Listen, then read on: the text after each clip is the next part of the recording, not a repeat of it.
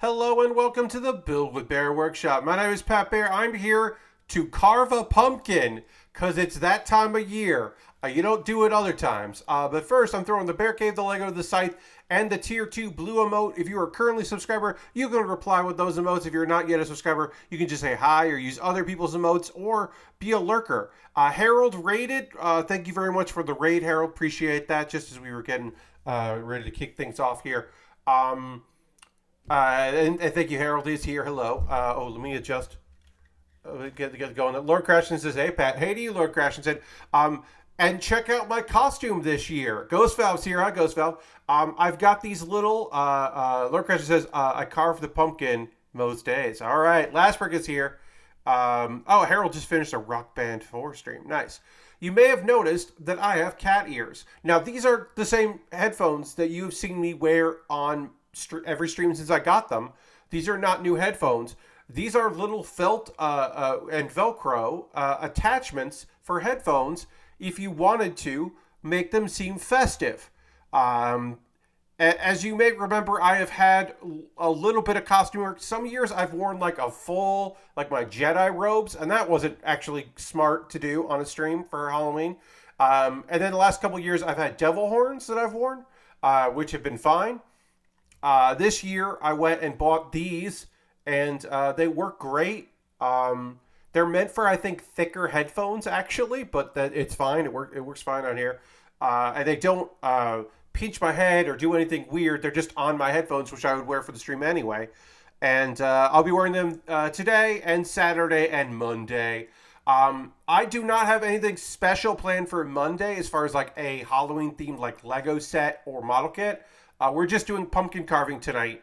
And by just, I mean, I got a big ass pumpkin that we're carving, and I've got a stencil that didn't fit on the piece of paper that I printed on, so I had to like jury rig that.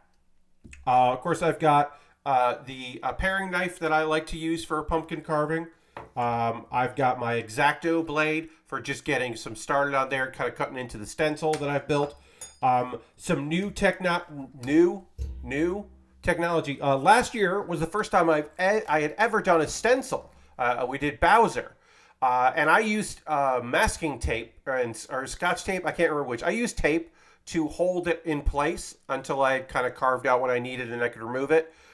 This time around, I will be using something a little different. We're going to see if toothpicks work better. If toothpicks will hold it in place and will not be taped, because tape doesn't really want to hold on the skin of a pumpkin. And then I also have a spoon to kind of get in there and scrape and pull stuff out. Now, two things that are different this time around. One is I will be using a dry erase marker instead of a Sharpie. The issue with the Sharpie is you have to cut outside of the Sharpie line. Otherwise, you will just see it. Now, we're doing that mostly for educational purposes because the other thing I'm doing means that we won't actually see the cut in the pumpkin that'll allow us to scoop everything out and then, I guess, place a light or a candle or something. Folks, we're carving from the bottom this year. I've never done that before, and people seem real psyched about it. Like that's one of the hot new things is carving from the bottom instead of the top. That the structural integrity is much stronger on the bottom than the top. And we're going to give it a go. Now, one of the reasons we're doing that is because I've seen a lot of people talk about it, and why not give it a shot? And the other reason we're doing it is because we'll see it. The bottom of my pumpkin's kind of gross, and I wouldn't mind cutting that away. You'll still use the bottom to hold it together, but you don't have to worry about it as much. And the top looks kind of nice, so we'll keep it intact, and we don't have to worry about it. Because if I fuck up the bottom so much, then I can just put a piece of wood or a plate or something underneath it instead of just the bottom for display purposes. We're going to let people be fashionably late to the stream. We'll get started in just a moment with pumpkin carving and talking about a bunch of other stuff. I should mention, we are currently at 29 subscribers. The goal is 40. 29 is the lowest I have been in quite some time. I don't have the numbers in front. I have these numbers on me. I don't have the like data sheet in front of me, but it's been a long fucking time since I only had 29 subscribers. And if you want to become a subscriber, now would be a great time to do that, if only for my own ego. But if you don't, that's also okay. I'm going to quickly check a look at something here. Yeah, I mean, we're going to get started in just a moment here with the actual pumpkin build. I posted on Tumblr, haha, no. I posted on Twitter, while you still can, that I'm working, we're doing a Jurassic Park thing tonight. So we'll get that going here. I'm going to pull out my own tweet, see if we can get a few more friends joining us for this stream. And then let's take a look at my big ass pumpkin. Hey, it's a big pumpkin, everybody. You can actually see my keyboard. Gotta move that out of the way. I had to zoom out way more than I normally do because this pumpkin is quite large, and I kind of like how the top looks. And we'll show the bottom of this pumpkin. Does not look great. These spots are not excellent. I wouldn't mind cutting out the bottom of this and maybe not putting it back on. Surely you mean the legally discount dinosaur silhouette. Or distinct. Yes, Lashbrook. No, this is a I got this dinosaur thing here. There are cuts here to kind of make it so it'll show up better it'll fold better because it is paper that I got to put down like this.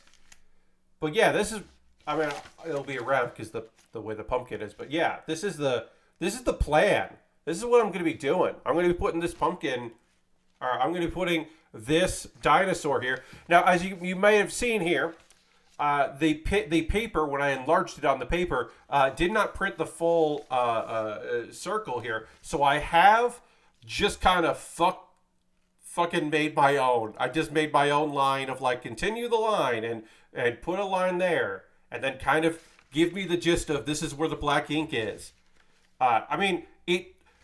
Does this look shoddy? Yes. Does it matter? Actually, no, because I'm not leaving this on. It doesn't matter at all. It's fine.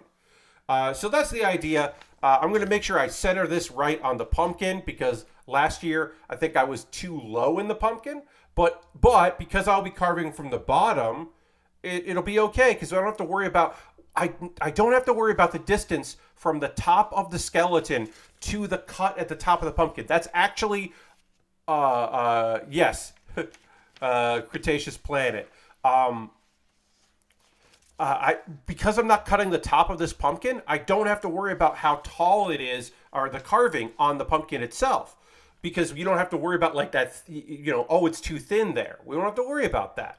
Also, I think the stencil, because it's got a lot of white to it, hopefully will be structurally sound. We'll find out. But we're going to get into the actual carving of this thing. We're going to get into the carving, and then we'll put the stencil back here. So I will be using I'll show you because why not? We get this. Yeah. Using the dry erase. And oh yeah, it's gone. Dry erase marker. I've used them in the past and then just stopped and started using a Sharpie. Now, of course, since I am not carving the top of this pumpkin, I don't have to worry about that. But that's a pro tip from me to you that I would say if you are carving a pumpkin this weekend, perhaps, I would say you should go for it. I would say that is the way to go. So I'm going to use this marker here, and I am going to figure out where I want to put this hole here. I'm going to go like this, I think. Yeah, like that. Yeah. Got to be enough for my hand to reach in, which this is. That's a great image. Feel free to clip that. But I got to be able to reach in and scoop out, right? So maybe I want to go a little wider. So we will do that. Yeah. Yes, so we're going to go the outer circle here. And again, I'll be able to clean that up. It doesn't matter. But also, it doesn't matter. But I could just do that. Clean that all up. It's on the bottom anyway. Even if I was using a Sharpie, it's totally okay. But we'll just clean it up because we can. And now I will be using my X-Acto blade. My X-Acto blade makes more sense for doing the stencil. I'm just going to use my paring knife here, and I will start by making some cuts along here, and I just go in this. We do want to hopefully keep this together here so that we can.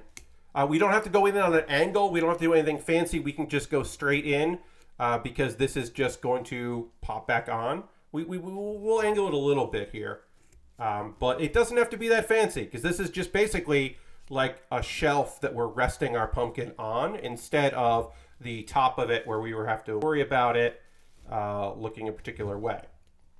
I do have things to talk about here that are not related to pumpkin carving because we do talk about things that are other things on stream. So we'll talk about those things.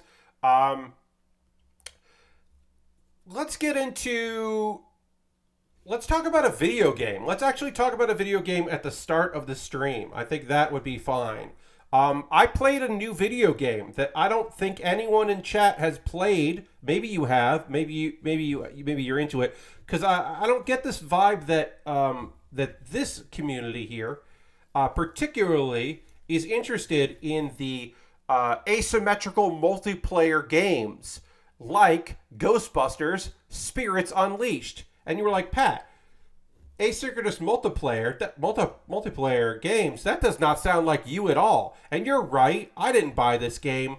I received a code because some friends were playing this game and wanted me to join in. My crew of fine friends who like playing video games together invited me to play this game. And I like my friends, so I played it. This is the same group that plays Halo together. We've been playing Gundam Evolution, which has been really fun. And we have been, of course, playing, before that, Left 4 Dead and Left 4 Dead 2.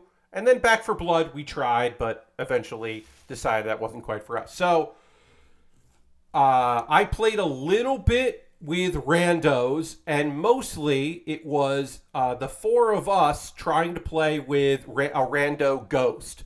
I did not play a ghost at all in my time with this. So what is this? Hey, Ghostbusters. It's a thing, right?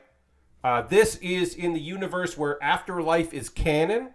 So two of the remaining Ghostbusters have reopened the job. There are two new Ghostbusters, and there are some story elements that play out kind of like every couple of scenarios. What is the meat and potatoes of this game?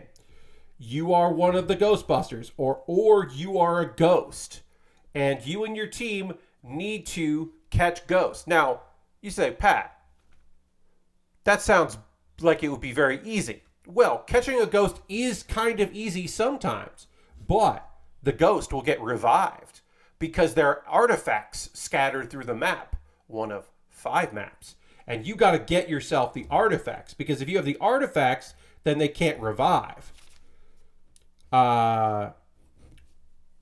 And so you're running around, you're doing some traps, you're trying to catch the ghosts, maybe you're going after the artifacts instead. And here's the thing. I don't like it. I don't think we're going to be playing it anymore because none of my crew enjoyed it. It's fun to be a Ghostbuster. It's not fun to fight anyone who's good at being a ghost, because some of the maps you could just fly out of reach and hide really well and run away and move the artifacts. And it's not fucking fun to play at all.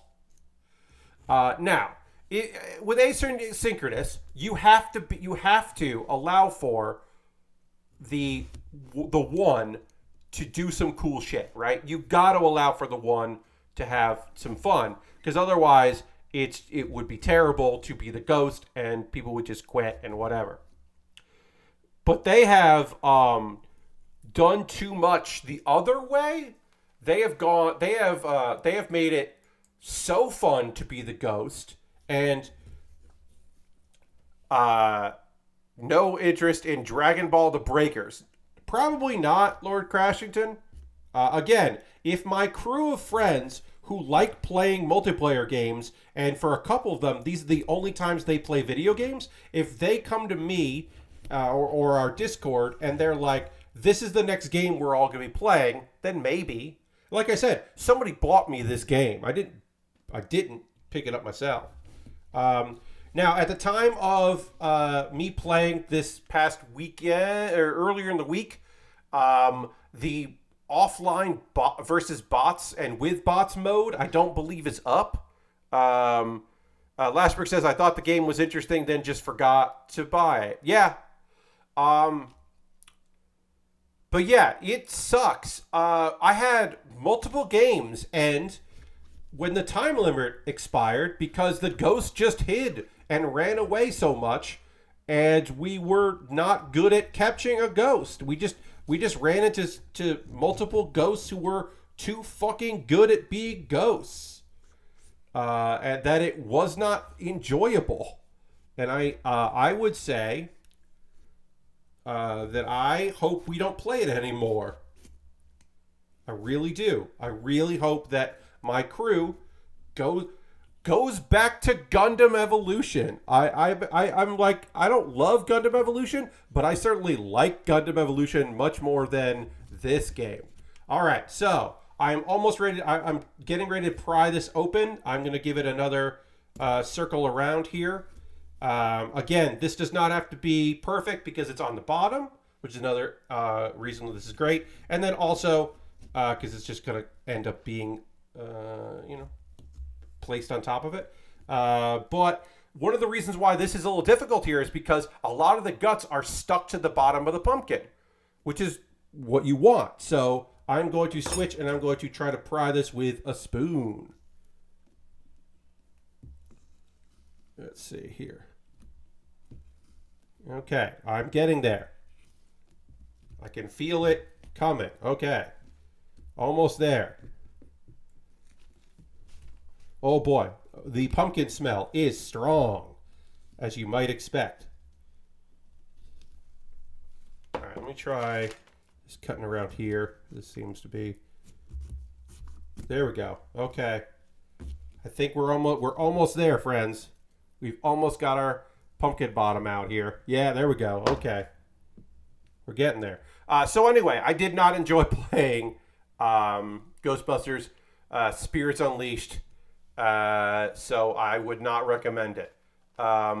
Maybe if I played as a ghost, I would have a really good time, but nah.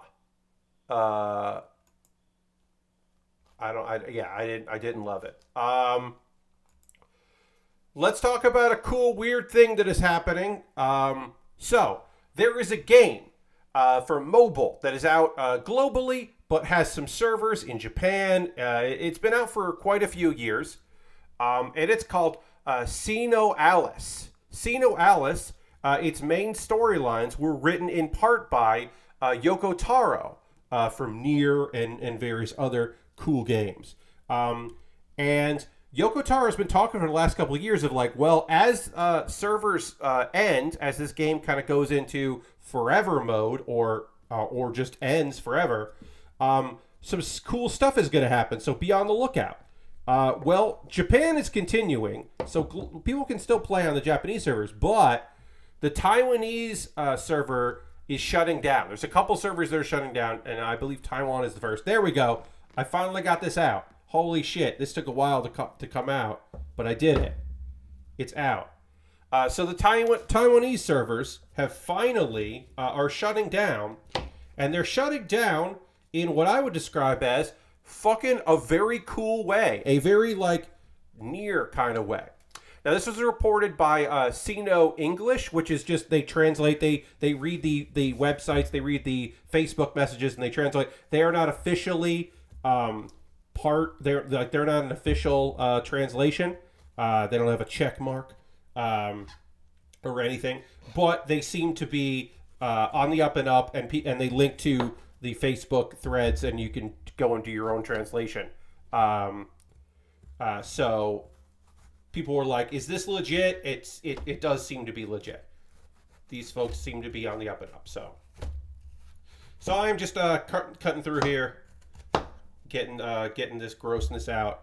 You can see this is a little diseased here, which is not great. But that's on the bottom, so I'm not too worried because the pumpkin itself inside looks fine. So yeah, so I'm just getting this kind of stuff in here, make my life easier, carving through a little bit here, scraping that out, and then this gunk goes into the bag that holds all the gunk. Got a trash bag over here. Anyway, so the following through explain how to unlock the ending. You have to unlock a bunch of stuff. Upon clearing verse 10, you will be forced out of the game. So that is, they just clear, straight up force you out of the game. Even if you force quit the game, once you re-enter, you will still be at verse 10 until you clear the verse. After clearing the entire final arc, this is of this mobile game that's a few years old, an ending clip will be played. Once the clip is over, you will be force logged out. After that, you can never log back in again. And you were like, well, Pat, you shouldn't finish the game. Well, the servers are shutting down anyway, so why not do a cool, weird thing like this? Please clear everything before you set foot into it. Once you reach the ending, the library will be permanently closed forever. There will be no going back after this. Even if you want to help friends clear the chapter, there is no way to help them directly. Everything will be gone when it's over. Proceed with caution. So this game is going out with a bang, cool style. Like I said, Japan is still going on. This is like a gacha game co-written by, with storylines written by Yoko Taro. It's not a game that I think I would ever check out, but I love that instead of just being like, the Taiwanese servers are now offline, they're like, no, there's a video and a cutscene and an ending event, and also the last boss in that area is apparently incredibly difficult, which I think rules. I love that that's also going to be hard to do. I just think that is fucking cool as hell. I just like the very concept of that. I just think that is super cool that there is just like a very strange game out there doing some cool, strange stuff. And I wanted to share that because I thought it was neat and very Yoko Taro. Like, that's why you hire Yoko Taro to write your game, right? You hire the madman to make with the mad weird, right? Like that's what you do. So I thought that was fucking very cool. Let's see. Are there other things that we could talk about tonight? Yes. We can start going through Discotech Media. You may know them if you've ever bought a Blu-ray of an old anime. That's kind of what they do. They do restorations and completions, and like they're doing the work out. They're putting the work out there. They're doing the Shout Factory, Rhino kind of work. They lovingly detailed stuff that they put together. They really go for it. I think I'm just gonna start scooping here. Try to scoop out some stuff while I tell you about this. So we've got King of Braves, Gaio Gaigar. That is the big one. That is all 49 episodes of that in high def, Japanese with subtitles, the English dub of the first 25 episodes. Lots of extras and all that. That's coming next year. And also the Gaio Gaigar final. They basically were like, we're just announcing it because you'll keep asking us, but we don't know when that's going to come out, but we're doing it. Aim for the Ace, 26 episodes in 1080p HD with Japanese with subtitles, coming out next year, which is a tennis ladies-focused tennis drama. Let's see. Another, the horror fans out there, the suspense mystery series that I watched and liked, and I'm not really into that kind of genre. This is the live action film based on the it's live action film which inspired the anime. Yes, heavily inspiration for Gunbuster. Yes. So this is the movie. This is the live action movie that led to the anime, which is cool. We got Digimon Adventure. This is all 54 episodes, which is with upscaled apparently. Extras.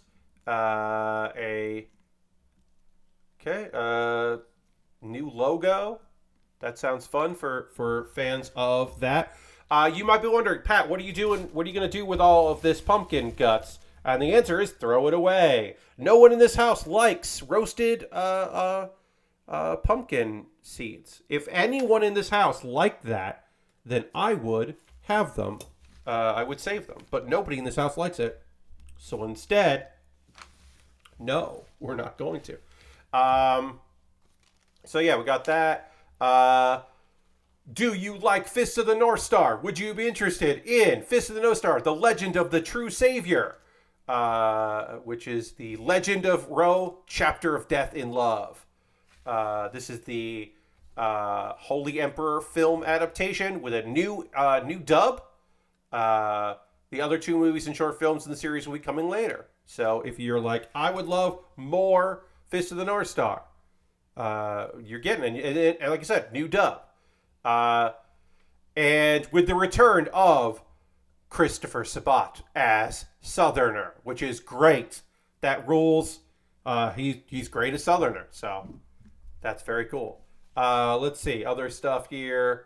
Oh yeah, more Fist of the North Star people. Who I don't really know.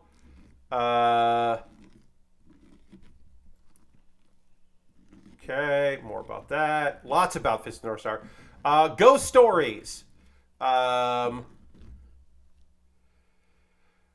And if you're like, Pat, isn't Ghost Stories the show where they licensed it and the people were like, you can ADV, you can license this as long as you do a dub that doesn't relate to the thing? They made the incredibly weird choice where you're like, why did they make this like why did they do this? Why did it well, it was at the request of the people who own the license. We're like, don't try to make it this thing, just make up your own text, and they just wrote new scripts.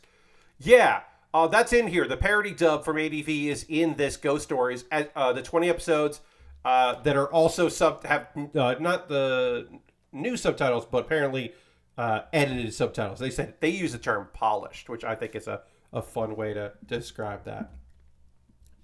I'm still scraping this pretty damn large pumpkin, so we're getting into the scraping here. Still scraping. Also, you can watch it subtitled with closed captions of the parody dub. Oh no, I'm sorry. When there's a commentary from the director, which I think is a fun addition. Go 13, the live action 1973 classic. That's awesome.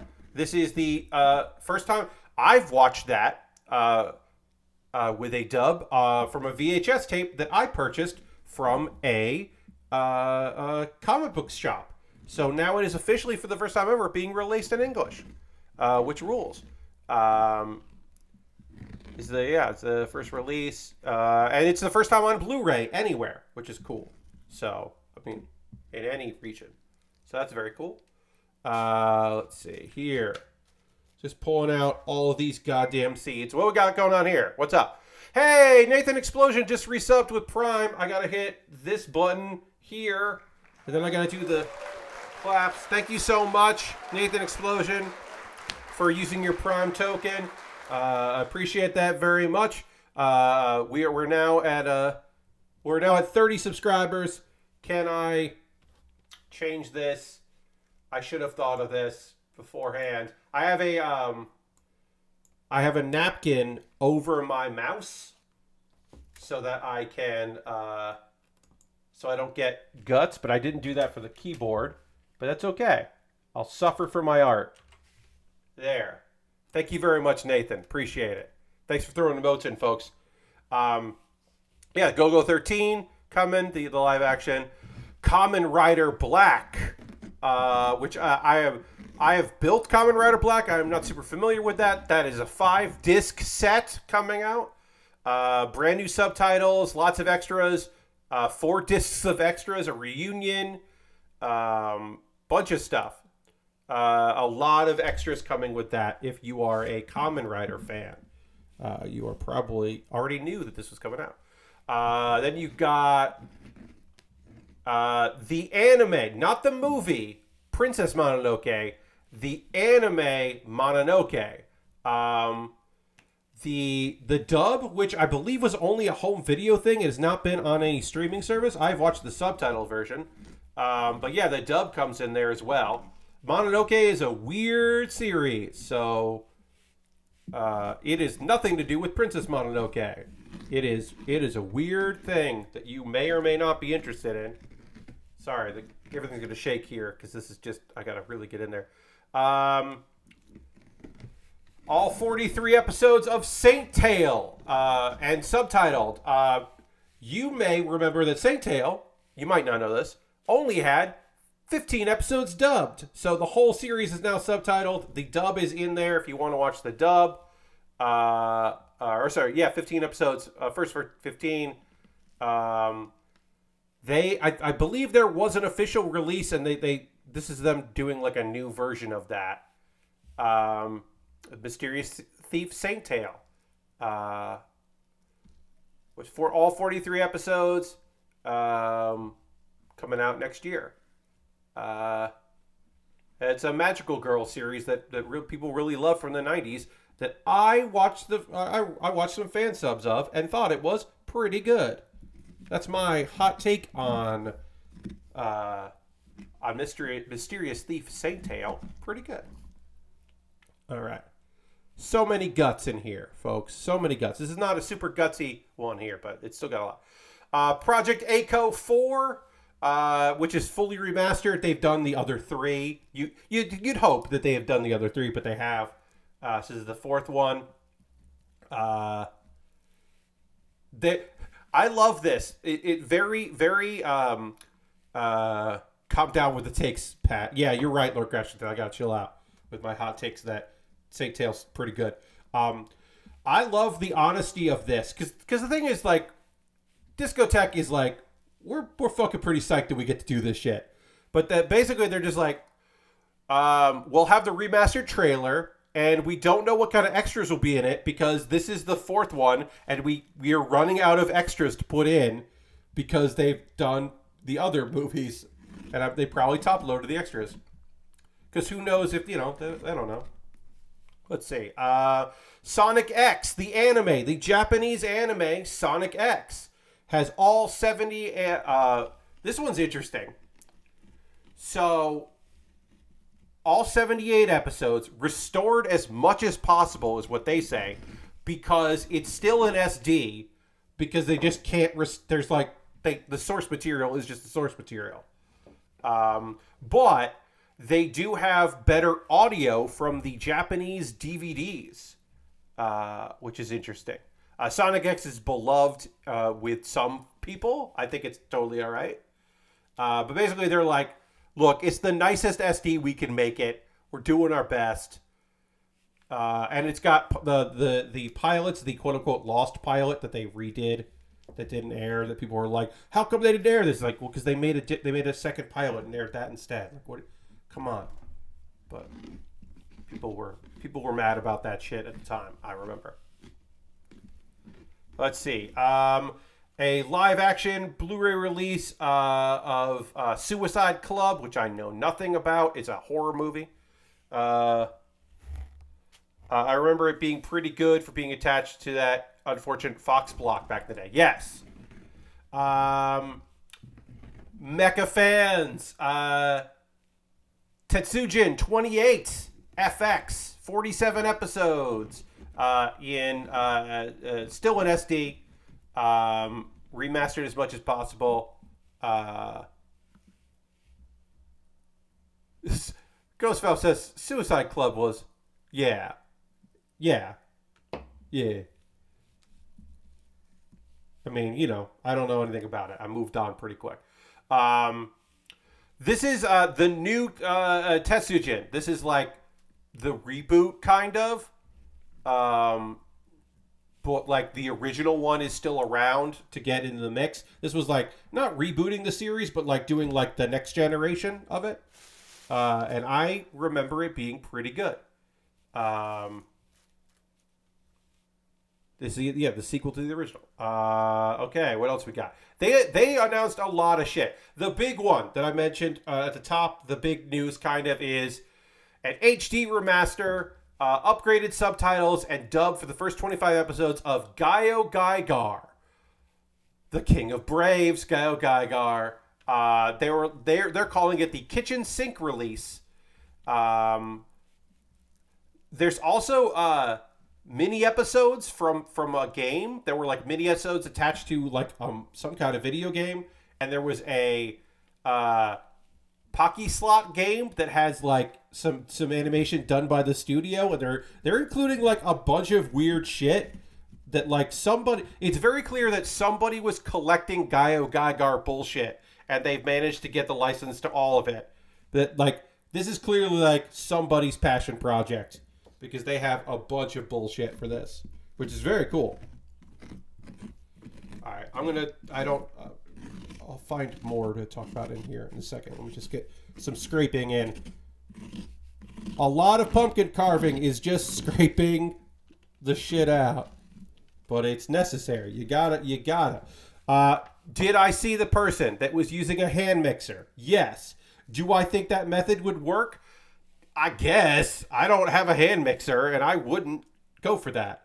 But like, I don't know. If you got a spare hand mixer, Treasure Island, it does not really interest me. Ultimate Muscle. That's right, Ultimate Muscle. All 77 episodes, including the ones made for the English market.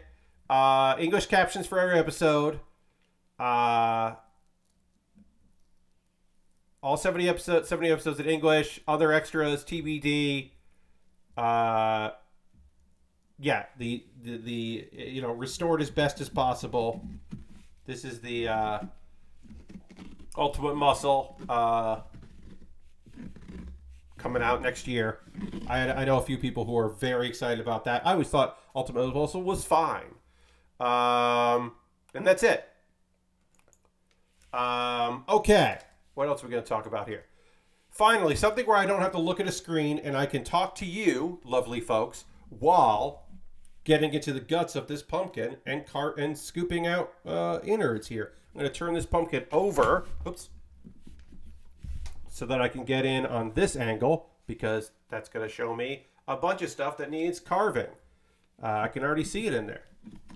And then also I haven't dumped this. I haven't turned it over and dumped it, so I got to do that too. Let's talk about something that came up for discussion here. This Tuesday on Jeff Gerstmann's podcast, which he does live on Twitch, twitch.tv/Jeff Gerstmann. Not going to give him a shout out. He doesn't need it. But anyway, Jeff was, in the questions and email stuff, he brought up a subject that I thought he would eventually talk about on stream, publicly, but I thought it would come much later. Up and comer, yeah, Jeff. Yes, up and comer, Jeff Gerstmann. Jeff talked about how things ended with himself and Giant Bomb. At the time, the Red Ventures Giant Bomb, now Phantom's Giant Bomb. And Jeff revealed that he did not quit that job, as some people assumed, that he was fired, which is a lot. That's a lot, and people were very surprised by that. And I understand being surprised by that, because for many people, Jeff Gerstmann was Giant Bomb. They associated the two. Ryan Davis and Jeff Gerstmann started Giant Bomb. You know, like, Jeff got fired from GameSpot, I should say, GameSpot. I get those confused. From GameSpot. Ryan left. They started a website. They got funding. And then engineers they used to work with were there, so that was an easy conversation. And then, like, they didn't poach anybody, but people, when their contracts were up, or gave notice, came along and also joined Giant Bomb, right? Well, no, that's the story that gets told because that's a good story. And that's why I think people are like, how could he be fired? Why would you fire Jeff? All this other stuff, right? Like, Jeff is Giant Bomb. A thing that you need to, that folks in general, when I say you, I don't mean you specifically. I mean in general, right? The thing that people need to understand is the face that you associate with a thing is not necessarily the face that runs the place, right? So, like, yeah, Jeff Gerstmann came in. Jeff says in the when when people were asking follow-up questions, he does mention that he certainly had the ability to, like, in the CBS buyout, right? If not the CBS, no, sorry, yes, the CBS interactive buyout, he could have been like, fuck no. Or there were a couple people that could have said fuck no, and it wouldn't have happened, right? Now, I don't know for certain if that would be a legal thing or just well, we can't, we're not going to fight Jeff on this, or we're not going to fight so-and-so on this, so we're going to let this go.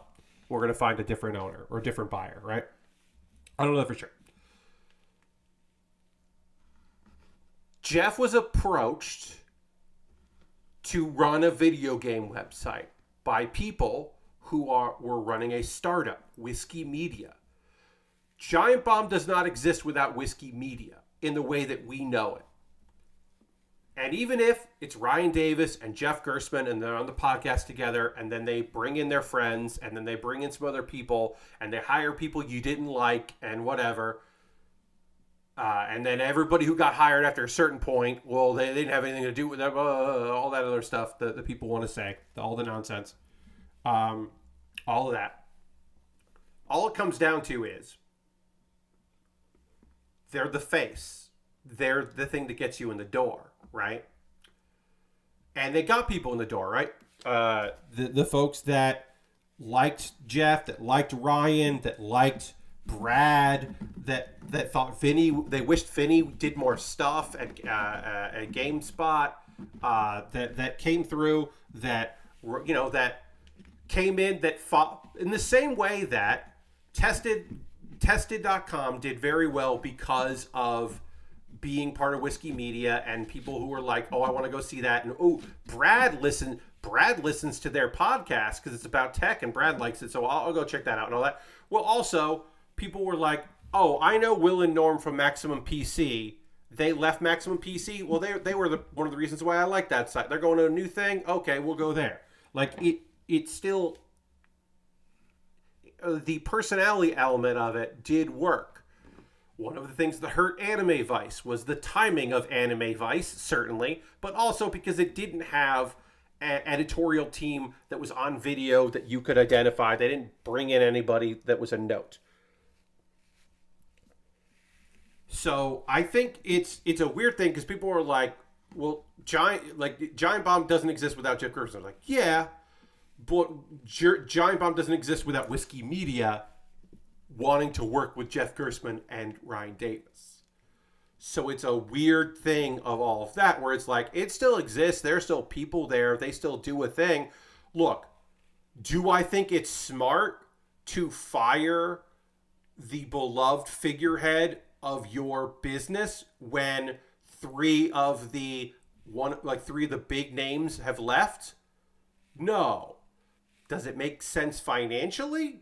Maybe, especially if you're looking to sell it. And one of the things you would like to say is, hey, all our top level people, none of our top level people are founders. They're employees. Everyone's an employee. That makes it easier. From a business perspective, it makes it a lot easier if you think you are going to dump this site or these sites at a certain point to be like, well, we don't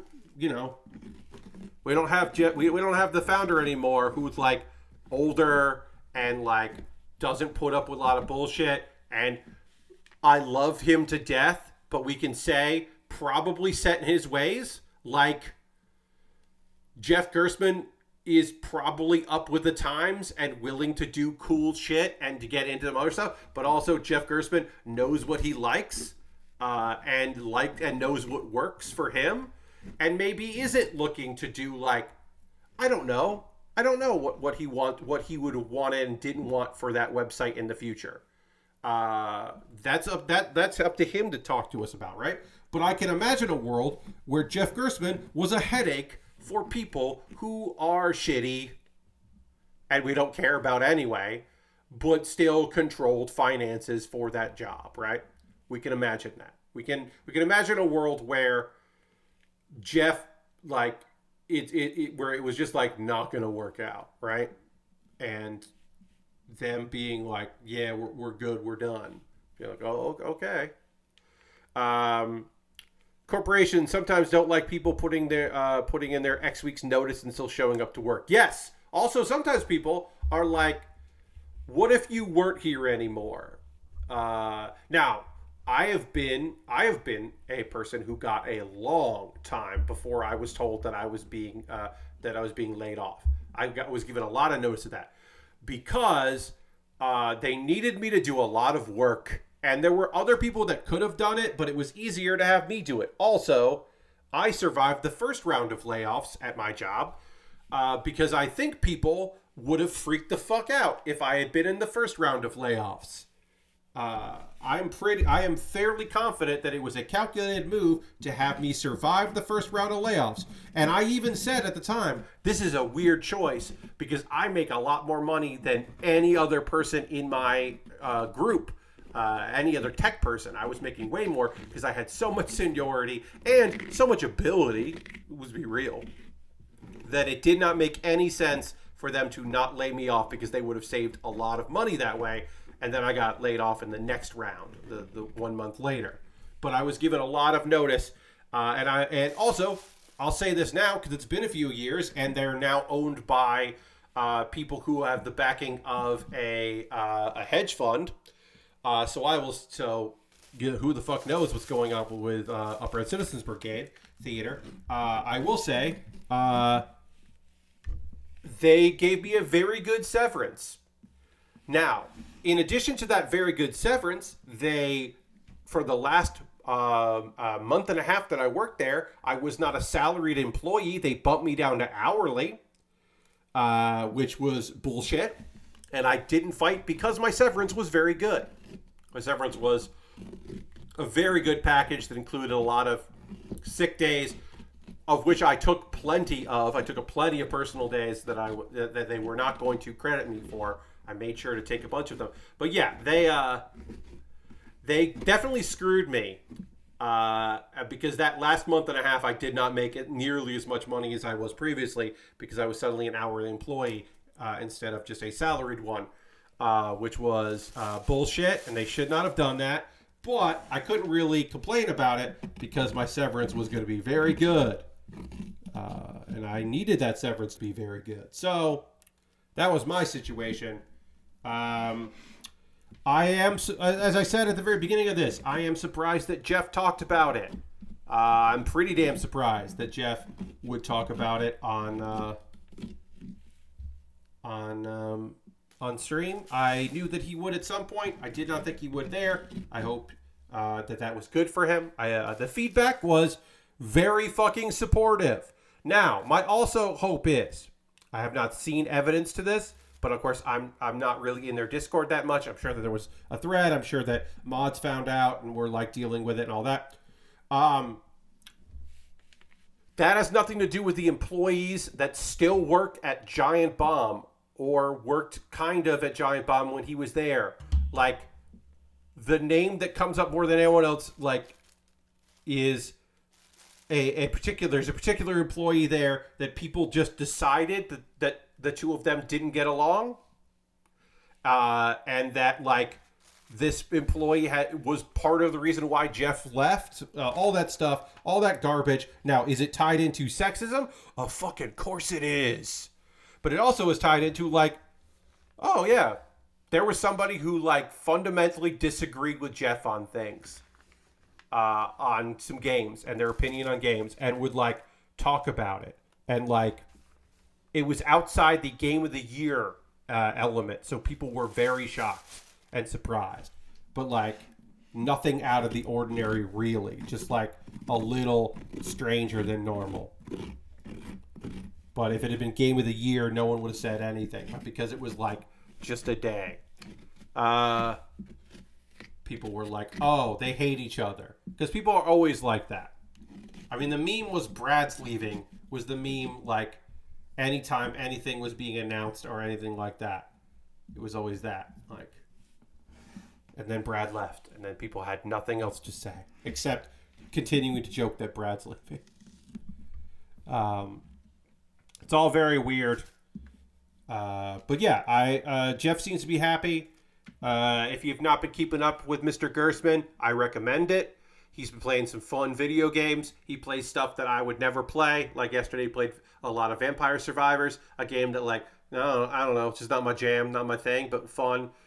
He finally played last week Trombone Champ, and I was very happy that he played that because I thought he would like it because it's very weird. It's a good game. I thought it was too expensive for what you were getting. The people behind it put in a lot of goddamn work to that game to make it way weirder than it needs to be. It's way more. There's way more lore and nonsense in that bad trombone game, because even if you're doing well, it doesn't sound great, which is awesome. Yes, Nathan says it's such sexist BS. It is. It's a lot of that, right? I'm sorry I didn't see that before, but yes, like a lot of it is just like the hate that Jess gets, the hate that Abby got, the incredible hate that Abby got was just like unbelievably unwarranted, but also a product of, and I'm sure Lucy gets a bunch of fucking bullshit. I'm sure she does. I don't see it, but I also like am positive that it happens because she gets it at GameSpot as well. But every new employee, I will say, of all of the people that joined Giant Bomb, the only person who didn't get heaps amount of unbelievable bullshit was Ben. And part of that was because he was an intern. At first, like, he was one of the interns you saw, so you were kind of introduced to him that way. But also because, like, I just think he came in a way that people were just like, oh, okay, sure. Because people were like, who the fuck is Patrick Klepek? Why is he doing something with Ryan? Well, why is he doing an endurance run? Like, news, who cares about that? Who's this Austin guy? Why does he have such weird opinions on things? Why does he keep talking about sexism and racism? Why can't he just find the South Park game funny? All that stuff. Like, people came through, but all those things. Like, everybody has gotten it. Dan didn't get it too much because people knew Dan from other nonsense, and he was associated with nonsense. Also, Dan, like, I'm sure Dan takes criticism to heart, but, like, Dan's pretty much bulletproof. Like, what are you going to say to Dan Reichert? Like, what bullshit can you throw at Dan Reichert that he hasn't already heard 1,000 times? Like, I don't know. Yep, Lord Crashington, I'm not going to repeat that out loud. I know you wrote it in there, and I'm not mad that you wrote it. I'm not going to repeat that. But yes, there were some incredibly callous statements about life and death, which was just, like, unbelievably cruel and weird, and, like, either edgelord shockiness nonsense, or, like, a true statement, which is just like, well, you could just, if you were gonna wish for something, you could just wish that it didn't happen to anybody. Yes. I mean, yeah, you could set Dan off, but not about him. Because he's the one who's just like, because, like, Dan will be the first one to be like, yeah, I have a film degree. Whatever. And you're just like, yeah, you do. Like, okay. It's like, sure. Like, you know, Dan is pretty unassailable. Now, if you get personal about, some things, you could certainly hurt him. But why would you? I don't know why. People like to do that. Yeah. But also, like, it's that thing. Yeah, I mean, yes. Also, he doesn't Westbrook, but like Dan is Dan is pretty bulletproof. Jan Jan comes in a way that is interesting. Jan and Jason come in on the well. If you come in as a video person, you are usually the idea was if you come in as a video person, it means that Vinny can do more cool shit. That is often that was often the feeling, right? Like, oh, if we have more video people, then that means that Vinny could do more cool stuff. So like some people got a pass, right? Like of like everything's gonna be okay. I mean, people have their opinions. Like some people hate the games that Jason loves, the Jason S games. So like that's gonna be tough, right? There are gonna be a bunch of people that just like aren't gonna like him for that. Jan got to be more and more, especially like Jan and I mean Jan and Abby was such a fun combination, but Jan and Ben got to be weird, and then some people didn't like that, but some people always aren't going to like that. And now it's like, well, your long-standing favorite employee is like the person that's been there the longest is Rory, and then Jason. So like and Jan. So like I don't know what to tell you. Like if you're like, oh, I liked it better in like 2019, it's like, okay, that site has existed for so long. Like, I don't know what to tell you. It's, bygone eras are bygone eras. There's a bunch of stuff I stopped paying attention to. Like, I like Giant Bomb a lot, and I check out the podcast. I have a prior engagement for when it's live, but I check out the podcast and I keep up on stuff. I still like the dump truck. I still pull in for that and listen to that. I pay attention to what's going on with them. I don't watch every quick look. I don't watch every quick look. I don't watch every quick look of stuff I'm interested in. I certainly don't watch the stuff that I'm not. But I like the weird stuff. I like some of their segments.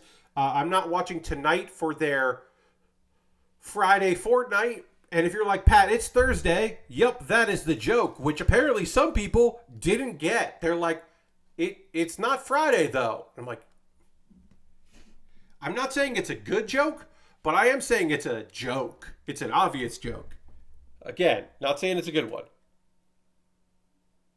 Oh, it is not that. It's not them playing Fortnite on a Thursday night and calling it Friday Fork Night. It's something else. That's even better. If it's not them playing Fortnite, but they called it Friday Fork Night and they're doing something else, that's great. It's even better if they're not actually just playing Fortnite on a Thursday. That's fantastic. I don't know what they're doing, but I keep it weird. It's some other streamer who does a show called Friday Night Forking, and you should watch it. Okay, great. They're just show. I hate that shit. I think that's fun.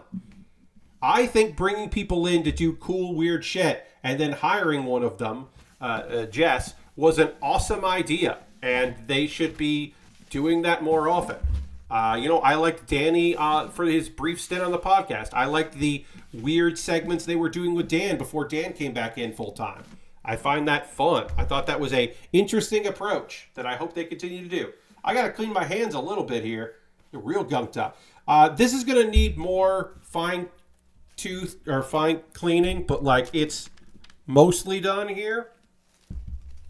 I'm just giving it a quick rub down. We're almost ready to actually start carving, which is a great thing that I can say.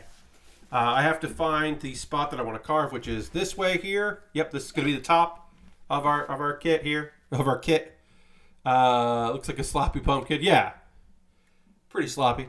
But yeah, that's cool.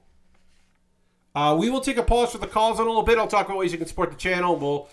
I've got to clean up this pumpkin. Gotta get a little water here. Try to clean up this pumpkin a little bit here so that we can carve the face. It'll dry. But yeah, we got pumpkin guts on this pumpkin that I need to not be on this pumpkin. But yeah.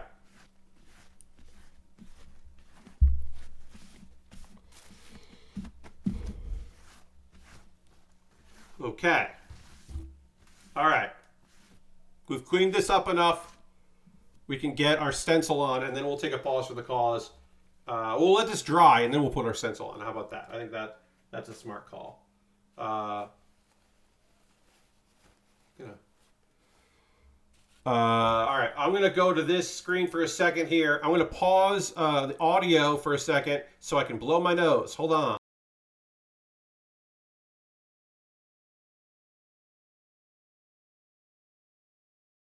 Okay. All right. We are going to take a pause for the cause. If you're new to the stream, this is my chance to talk to you about ways you can support the channel. Everything I'm going to talk about here are just various ways. We'll go through it pretty quick because we have to do the hard part, which is carving. We did all the easy part, which is scooping out the pumpkin, and then this pumpkin needs to get carved. So we got to do that. So quickly, I'll talk about ways you can support the channel. First and foremost, if you're currently a subscriber, you can throw the Baer Cave, the Lego, the site, the moat in the chat. We are currently at 30 subscribers, which is low. As I said, we started at 29, so we're already doing better than we were there before.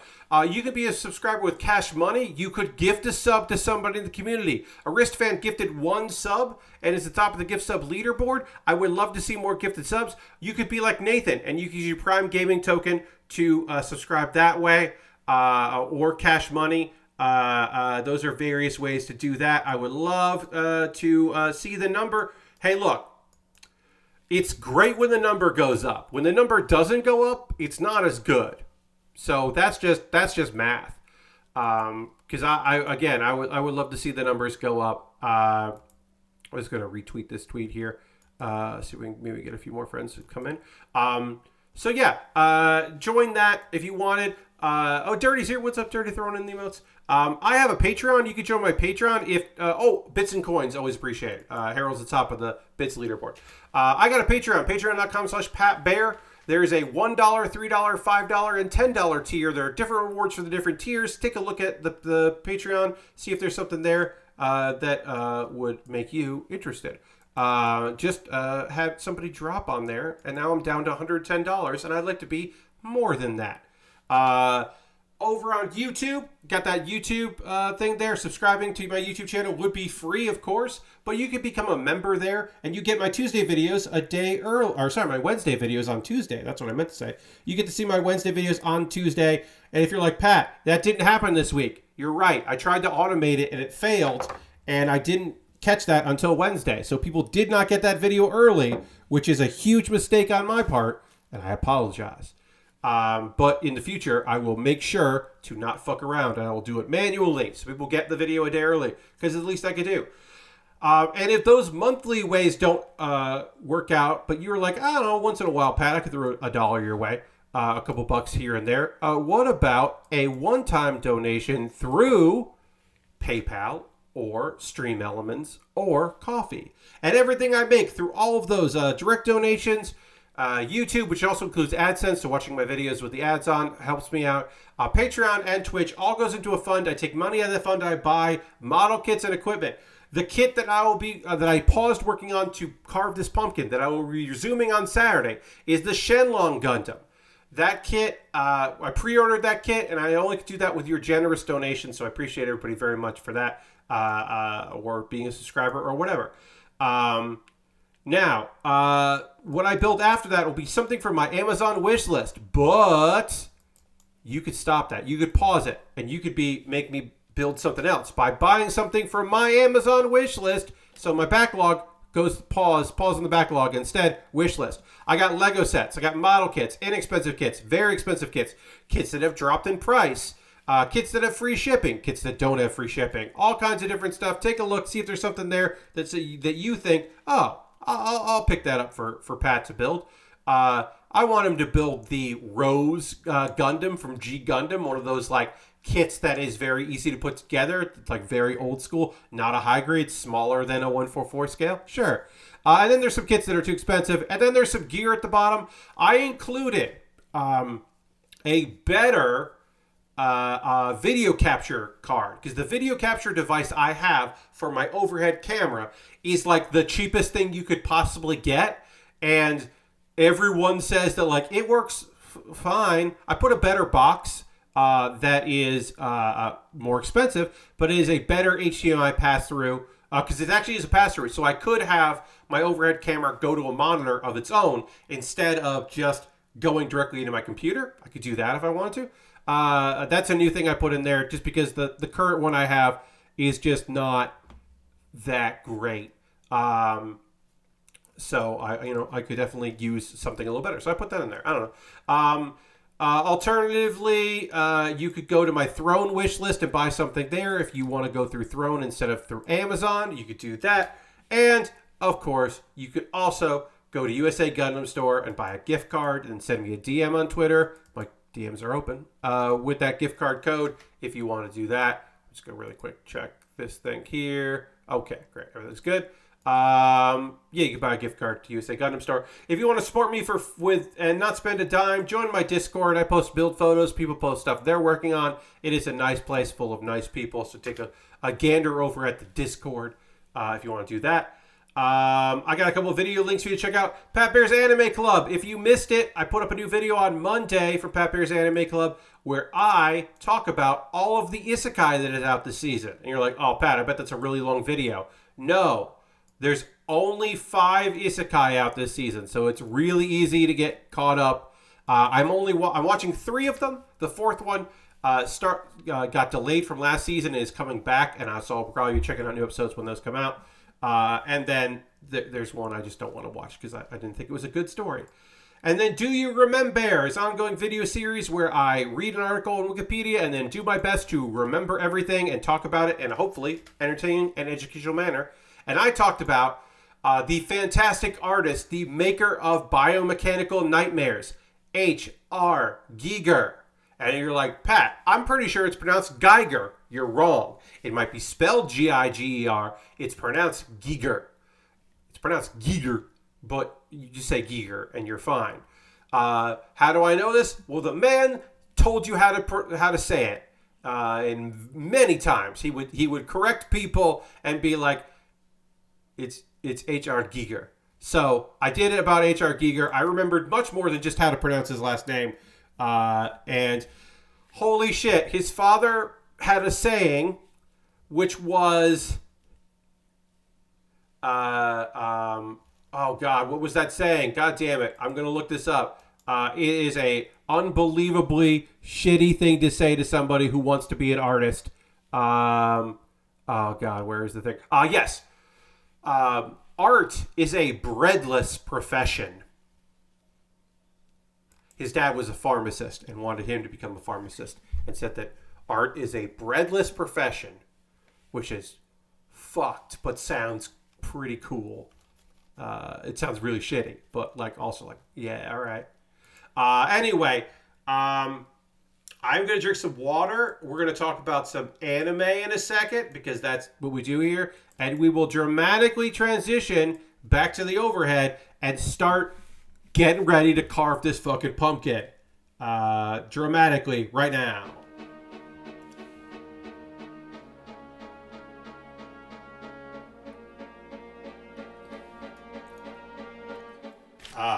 I had a seed stuck to my hand and didn't even notice it. It's off now. All right. Let's get this stencil on here. Start getting this together. Get ready for this shit. And figure out how we want to do this here.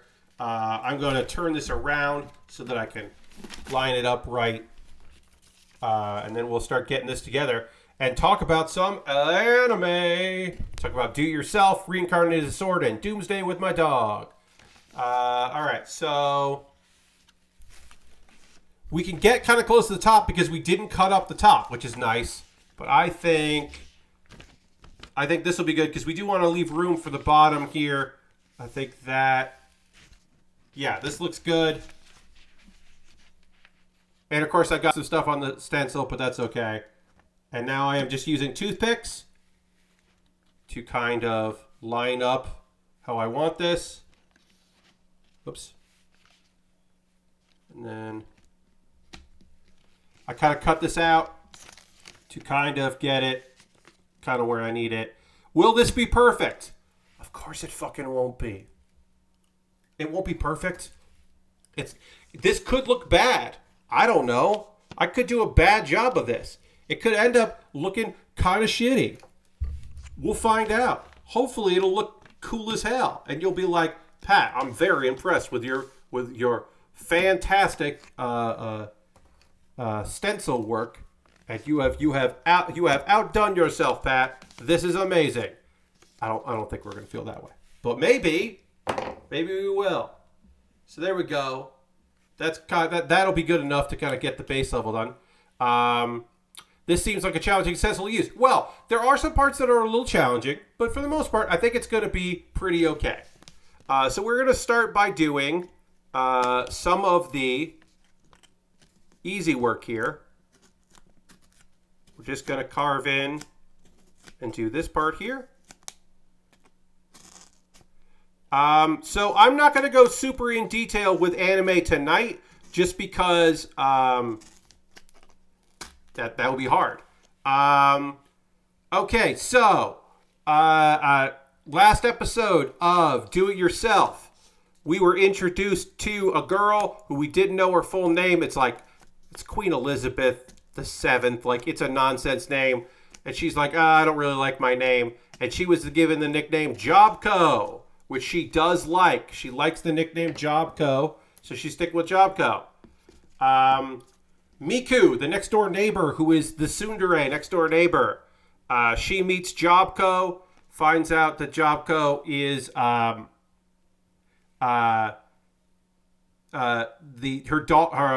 she's the daughter of the CTO of a big company, and so they talk tech and they get along really well. They kind of hit it off. And that is when our girl, Jobco, is like, okay, I'm going to move in with you because I live alone. And help me make a hammock, which I think is very fun. Just like, hey, help me build a hammock. And then help me move in and convince your mom to let me move in with you, which I think was pretty funny. To which it happens. She says, okay, we're going to do that. I mean, that's like a lot of the episode. And then Miku makes a suggestion, which is really nice. She's just like, well, if you need more members, you should make like a tree house because there's a big tree there and that'll attract more members. And they're like, all right, we're going to do that. And then Miku works at the UU school, or she goes to the UU school along with the Kokoro, the girl that fucking meows and is like a cat person, who I assume will join as well. Okay, so I am going to pull back this stencil a little bit here and see, have I cut out? Yes, I have. I have cut these out. Great. That is what I'm doing here. I am just doing, and then I will go and put these back where they belong here. Not where they belong, but where I've already kind of stabbed them in. We just find the hole that this went in. Oh, can't find that hole. There it is. And great. So I have cut these three out pretty well. I'm going to do this a little bit more here. Just kind of go around. It's enough that I can see it, and then I should be able to carve out. This one is going to probably be the hardest because it is pretty small. It might be hard to get all the way through and have it look like that. It might not look perfect, but it'll be something. I'm going to do, let's see, what should I do next? Let's do this here. So yeah, I'm just doing small cuts here because I'll be able to see it on there. The other anime, Reincarnated as a Sword. We got a lot of fights in this episode. Talking about a cat girl. Let's talk about the best cat girl. Our girl, Fran, the cat girl, who is the swordswoman, working with our boy teacher, the sword, the living sword. They had to fight a bunch of goblins, and they're like, all right, we're going to start absorbing some goblin skills. We're going to kill a bunch of these goblins. There's all these goblins around here. There's there's a Goblin King and Queen, and they're like, shit, it's the Goblin King and Queen. But also, the Goblin King and Queen go down real easy, and that feels strange. Like, that should not be a thing. The Goblin King and Queen should not be a hard thing for them to... should be harder than it was. So, something's weird's going on, right? They're like, uh-oh. Oh, this is just popping out, huh? That's not good. Oh, that is not good. Hold on. Where are you? Come on, Exacto Blade. Don't fail me now. Barely doing anything with you. Okay. So yeah, they're like really worried about it. And then they find a summoner. And the goblin summoner is like, haha, you fucked up. You thought you were going to take us out, but you don't understand that we have this demon. And the demon's just like, hey, first off, don't order me around. It'll be bad for you. This demon is definitely too strong.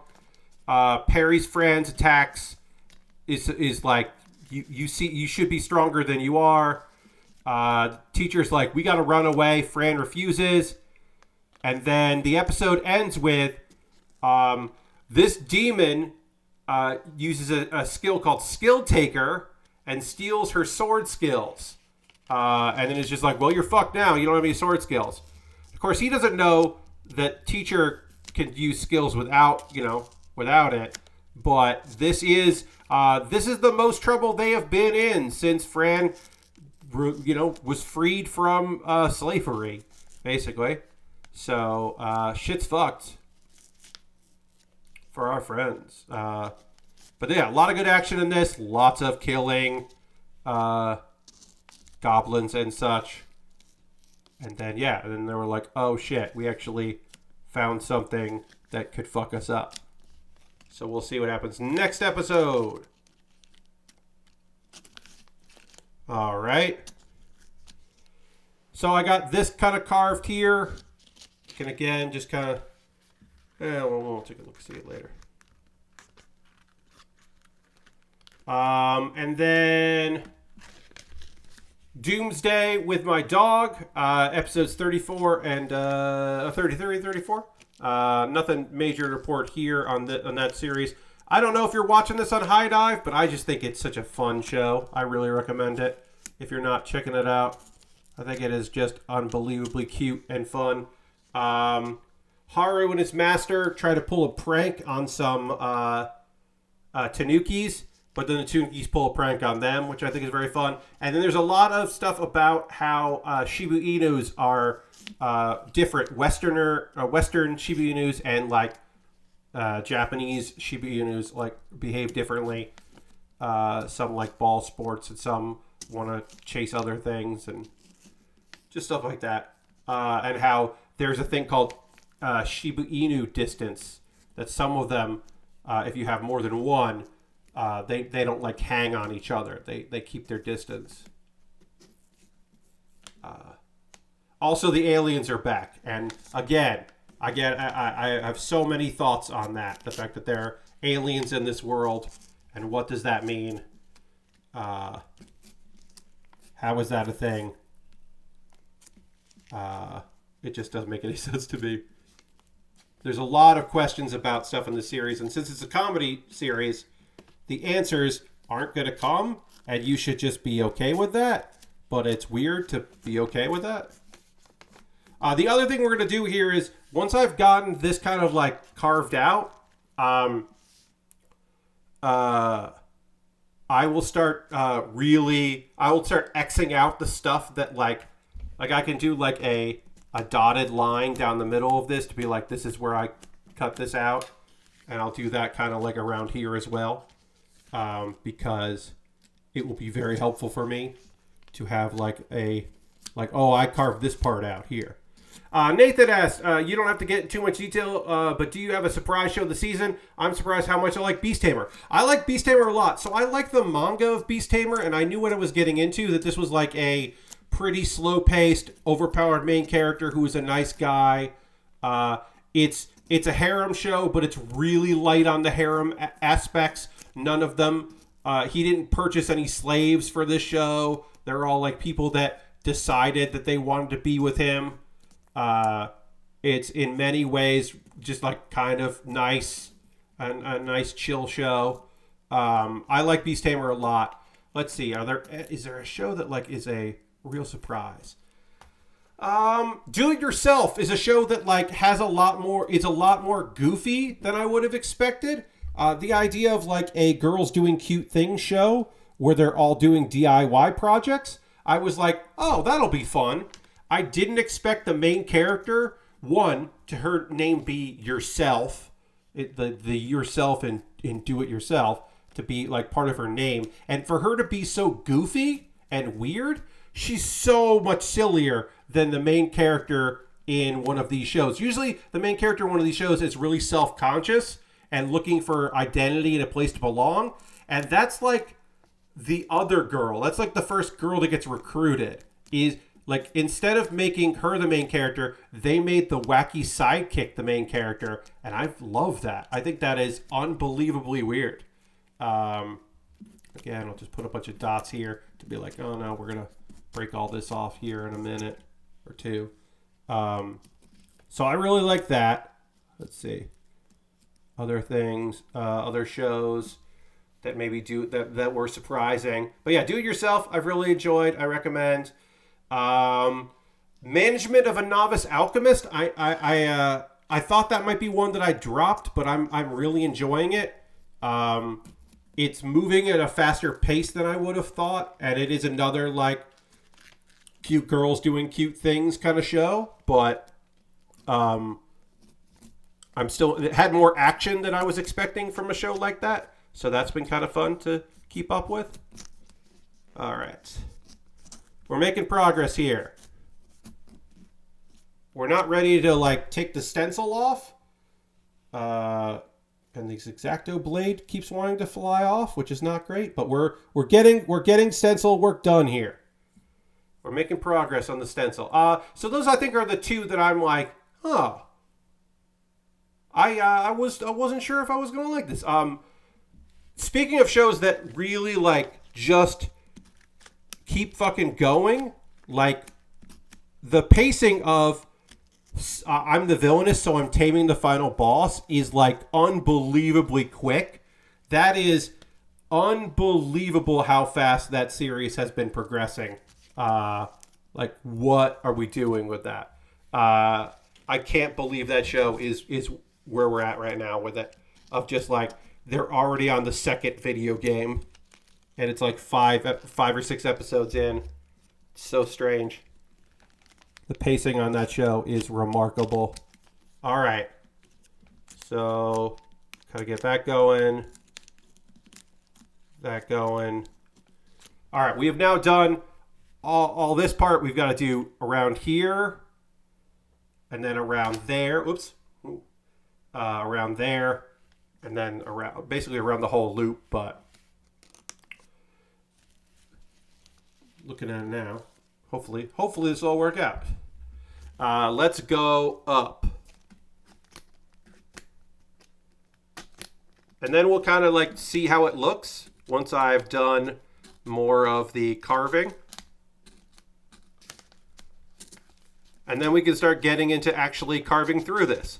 Doing some of the larger sections, doing some of the smaller ones. One of the things that's nice about this is most of the black stuff parts that we're cutting out, like the arms are the spot that I'm like, I could really ruin that.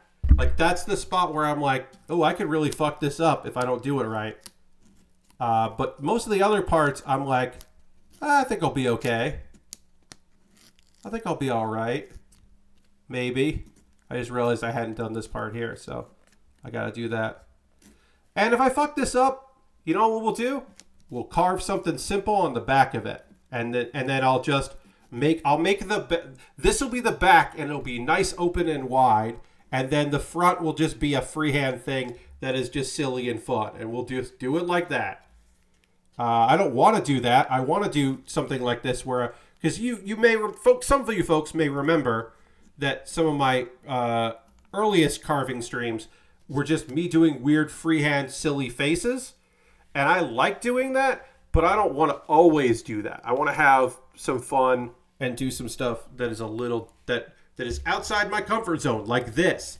This is so far outside my comfort zone that I am, I can be a little worried about it. All right, so, all right, let's do like this. See if I can find the line that I carved here. I don't know if I can find the line.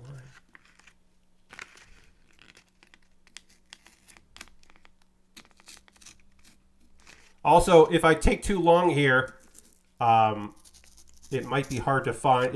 It's not going to heal up, but it might be harder to find the indents that I have carved into this. So I'm a little worried about that. Oops. Putting this X-Acto blade through its paces. That's for sure. I don't know. We're going to stay late here because we got a half an hour. And once I actually start getting the other knife out, this will move pretty quickly. But I'm not going to do this over like 2 days or something. So I will stay late if I have to. And you're more than welcome to hang out here as we keep going. As far as, let me hear from you, friends. What are you watching? What are you playing?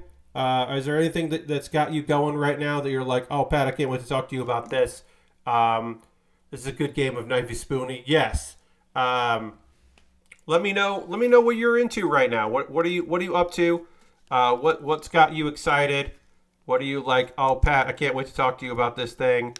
I'd love to hear from all of you about that. I've been playing more Marvel Snap. I'm getting better at Marvel Snap. I'm starting to win more against people who seem to have decks that they're paying attention to what's in it. I haven't done a lot of that. I've done some of it. I have paid attention to some of the elements of my deck and what makes it good, but not all of it.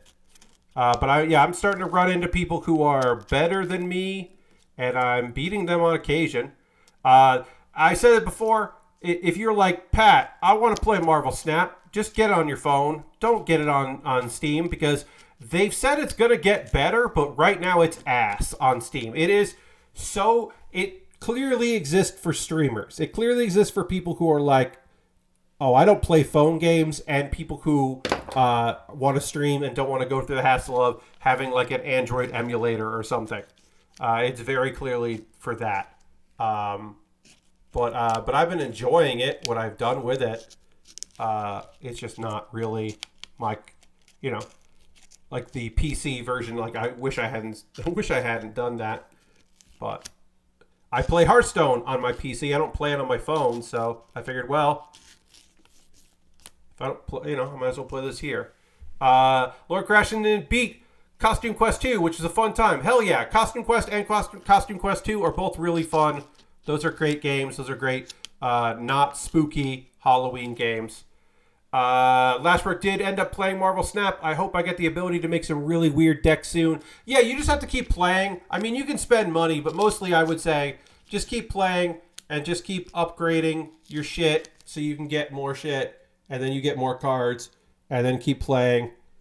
And then eventually you'll hit the point where it's hard to get new cards. But that takes quite a while. I'm not at the point yet where it's hard to get new cards, so I've been very happy about that. Boy, I can't wait to find out how hard this is going to be. All right, I have now done all of the internal carving. I now have to do the outside edge here, which should be pretty easy. We're just going to be... for the outside edge, I'm just going to use my paring knife and not the X-Acto knife, because it's just carving along this knife or this line here, and will be a lot easier than using the paring knife. Yeah, so I'm just going to do this all the way around. And this should eventually look pretty good. We'll see. I don't know. A fascist dentist changing the course of the future of outlaw candy and cosplay seems pretty scary to me. I mean, look, Lashbrook, there is some frightening elements to Costume Quest, but it's not a horror game. It might be a spooktacular game, but it's not a horror game. I'm going to watch the Lost Doctor Who special once I drop from the stream, says Dirty, although the ending was already spoiled by the Colbert monologue a few nights ago. That sucks. What the fuck? Why? What? Late night TV is already so meaningless. They don't need to spoil anything for people that want to watch a TV series. That's weird. But yeah, have fun. I am so far behind on Doctor Who. I mean, I don't know if I'll ever get caught up on Doctor Who, but I hope it's great for you. I hope you enjoy watching it, even though you've been spoiled. All right, now I'm going to the part that I had to do myself here because my paper wasn't big enough for the stencil that I'm doing. And again, I'm just carving into there, finishing the line here. And now I will reveal, and we'll see how we did. Okay. I can see my lines because the paper had so much black ink on it that the black ink is also on here as well. I am going to start doing the very small pieces here because we're looking at structural integrity, right? We are going to do the small pieces first because those are the easiest to poke through. And then we will start doing the larger sections like around, you can see the photo there. We'll start doing the larger sections that will be a little bit more delicate. But we'll start with anything kind of tiny and just do our best here to extract it and get through to the goodness that is inside the pumpkin.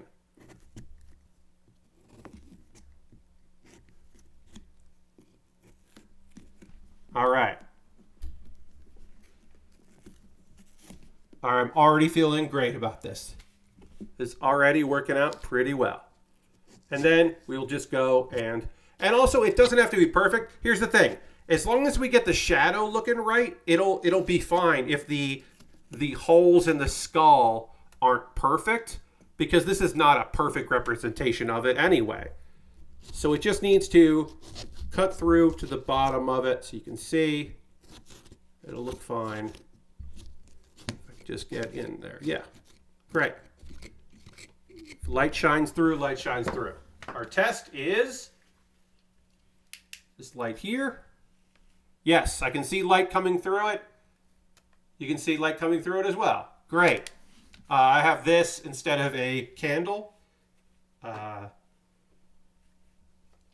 You're cutting out the black parts. Yes, Lord Crashington, I'm cutting out all the black parts. So, there'll be some extra black sections.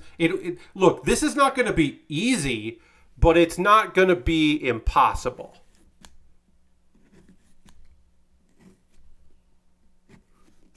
Then we're just going to pop this out here. Is this going to look exactly right? No. But also, it's a skeleton. Who cares?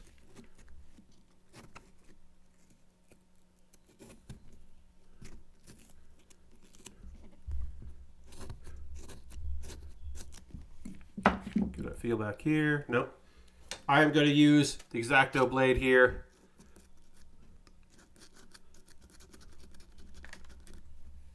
All right. And I will switch blades out so that I'm not using that blade anymore.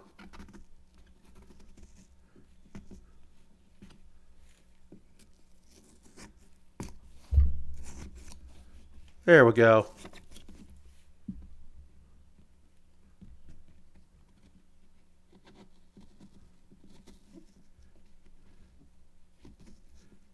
Oops. All right. And then, I got this one here. Okay. Yeah, if anybody else is playing anything, you're watching anything, checking anything out, let me know. I mean, I'm watching a lot of anime. I can talk a little bit about the anime that we haven't talked about on stream yet, because there's a little bit to talk about with that. Not much. I'm not loving this new season of Mob Psycho. I wish I was. Mob Psycho season 3. I don't want to get too into it, because it's kind of just a thing I'm watching just on the side. But like, I don't know. It's just not vibing with me. It might just be season 3-itis, that it's just me and I'm like not as invested because it's just, I don't know. Season 2 was so good and ended so strong that this one might just be a slow build. But also, like, it ended with like such a strong like element of like family and mob, and then also just like their relationship changed so much. Like everybody's relationships changed in it so much that I'm like, I don't know. So yeah, I'm just not vibing with it. I wish I was. Last Progress got around to it. I mean, this season is packed and busy and weird, and like it's understandable if you didn't. If you haven't gotten into it, like it's totally understandable because like this season is, there's just so much good stuff. All right, so this isn't going to look perfect. This particular part of the skull is not going to look great because I just don't have the artistic talent in me to get this part looking great. I think the lines that I have to follow I'm gonna do a better job with some of the other lines. But as long as I can see through it, all right. So the idea now should be that this light should shine through 3 holes here. It shines through 2 holes. This hole, light doesn't. I don't know if light shines through this hole. Aristovan, hi Aristovan, says, I started playing the new Star Ocean game, not really too far into it much to say much. It's fun to zip around the environment. You can ambush enemies by leaping into the air and dive bombing them. That's fun. Yeah, I haven't played a Star Ocean game in years. So I wouldn't even know where to begin with that. All right, so this is not looking incredible, but I think if I can get this skull part right, I think this is going to look pretty rad. That's going to be tough, but we'll get it done. All right, we're going to do the hands because the hands are going to be tough. The hands are going to be a little tough for me to do right. Okay, so...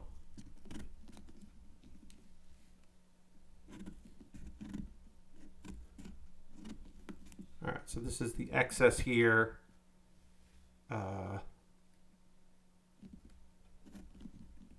I didn't carve super deep when I did this, but I can see where it needs to be.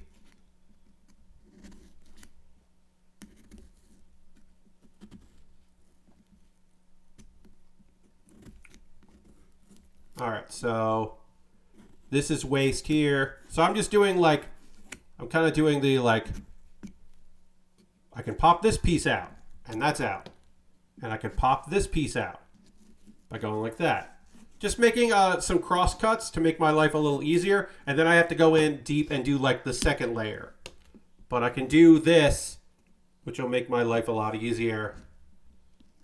A whole lot easier.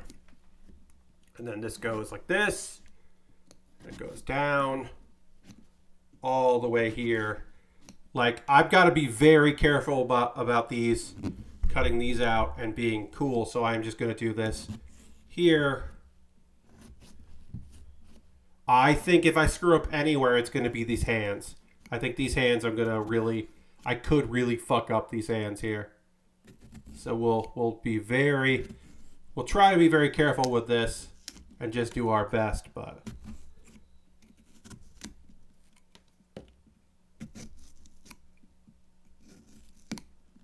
Just real careful, real patient with some of these spots here.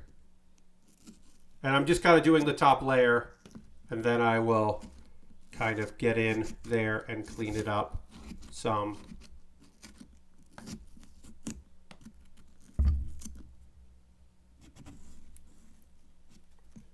And then kind of go like that.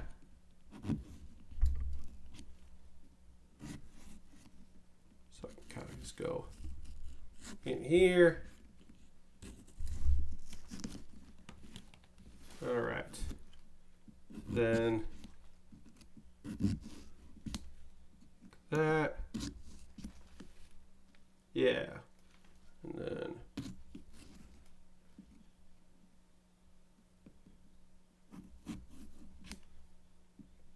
oh, oops. Oops, oops, oops. Oops. Okay. Sorry, I got quiet here. I don't want to fuck this up. But anyway, if anybody else is playing anything, watching anything, let me know. Let me see if there's other things we can talk about here. So that I can so I'm not distracting myself, but so that I am continuing to be entertaining. This might have been a good episode for a guest, but that would have been weird to just have a guest just for this one episode. I am thinking of doing that. I always talk about, maybe I should have, I'm seeing fan-made songs of Trombone Champ, like the end. Yes. Through the Fire and Through the Flames. Yes, there's a lot of custom stuff that people are putting their hard work into, which is very fun to see. Yes, that has been quite interesting to see people work on some of that. I've been talking about having a guest for a long time. It's been a while. It's long overdue for me to have an audio-only guest. You won't see their video. You just hear their audio, and they can just watch me on Discord or watch the stream and be in Discord for, just be a little ahead. That is something that I'm certainly still thinking about doing. We have not gotten there yet. We might get there. I don't know. Certainly thought about it. I think audio-wise it would work. It would be weird if I also streamed this on Discord to the guest. That would be too much for my internet to handle. But I have been contemplating it about getting that done because I think it would be fun to do. All right, so Straggly Hand 1, Straggly Hand 2. The goal here is not to break the hand while trying to do this work. I thought this as soon as I started doing it, that if anything was going to be weird, it was going to be this part, getting the hands looking good and coming apart in a way that didn't break everything. I have been thinking that since I decided this was the stencil I wanted to do. Was like, can I get these tiny hands looking good? And the answer is, I think I can. I just don't know for sure that I can. This is ambitious, but why not? Why not do something a little more ambitious than just a freehand silly drawing, which is what I've done in the past. The real test for Trombone Champ Evolution, if it gets AMVs. Oh yeah, if people were doing background stuff for it. That game is fun. It's fun to watch. It gets to you after a while because it is just that trombone sound, and especially the Through the Fire and Flame is. I've seen people do it, but I've also seen people do it tool assisted, and that's been really interesting to see people try to do it with a tool assisted run. That's been very fun to kind of watch people do that, because that means there's just the idea of tool assisted Trombone Champ is very funny to me. Of course it's there, but it's very funny. All right. That does not look good, but it does not look bad, and it also works. So that's an achievement. Again, not perfect, but I got some of the hand done. It might not look great yet, but it will look pretty okay at some point. And so far, I have not broken this off yet. So that is an achievement in itself, in my opinion. The Through the Fire and Flames video led me to see a guy playing a song on an accordion. Playing that on an accordion? That's wild. That's a weird thing that exists. Okay. Sure. Ah, fuck. We broke it. I broke it. I broke it. That is a broken piece right there. That is supposed to be one of the hands. Do not know how to fix that. Fuck.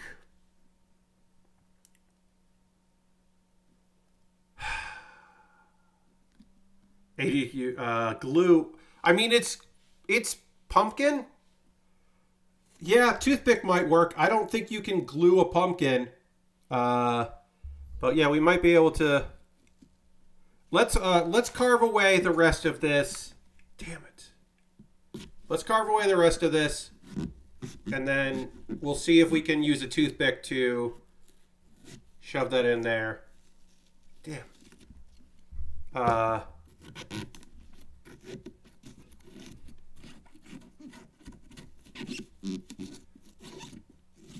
right. We're just ripping chunks out here now. I'm frustrated by that. There we go. That was a big chunk that I needed to get out of there.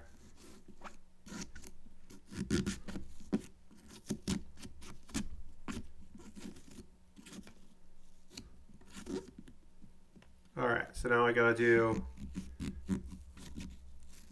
this chunk needs to come out here. I knew if there was anything that was gonna fuck this up, it was going to be this portion.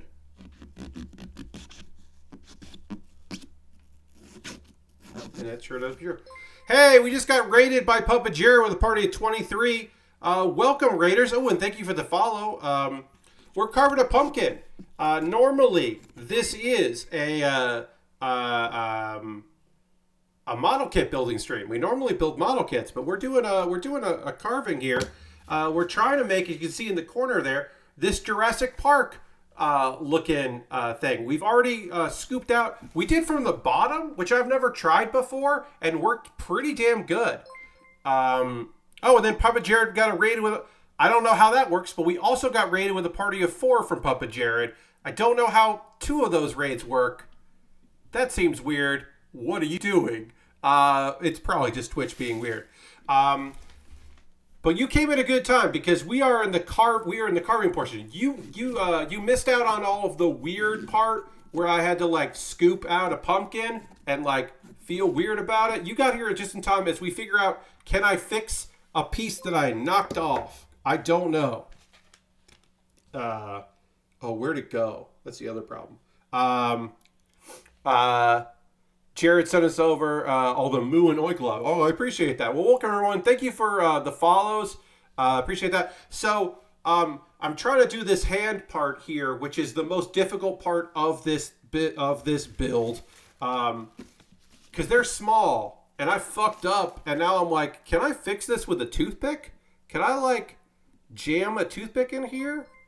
Like if I break a toothpick into parts, could I jury rig this together? Is that even possible?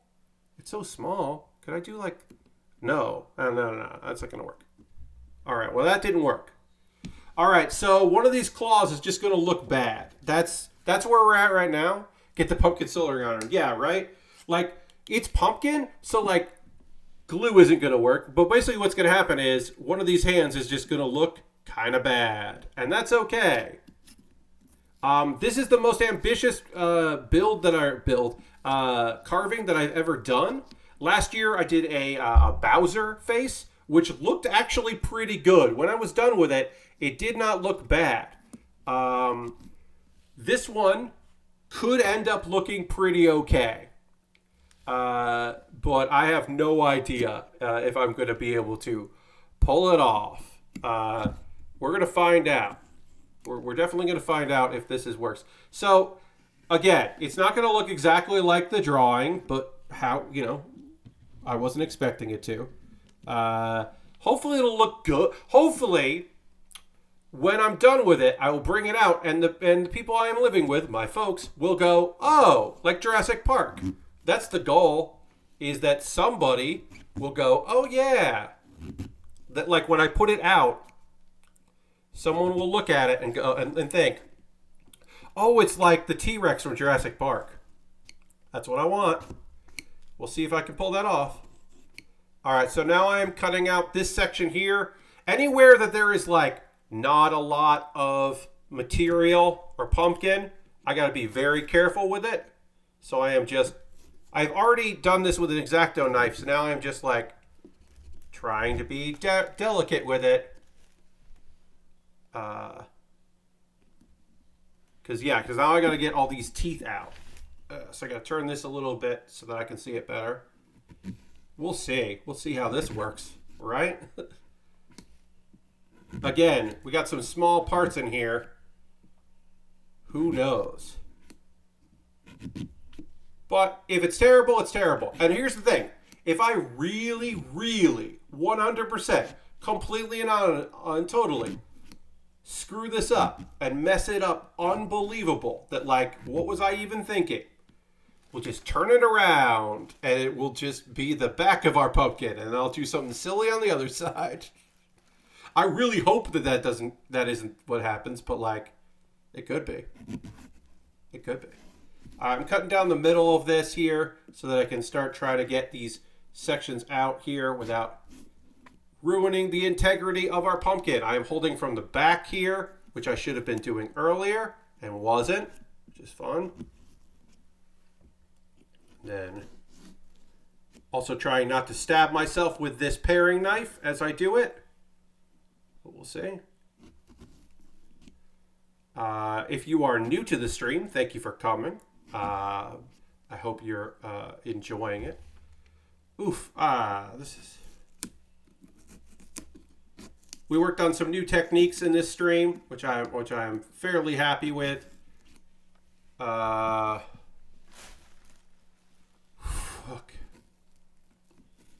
But overall, this has been... I think next year I'm just going to do freehand big goofy face. Because this is not working the way I would have liked it to have worked. We'll say that.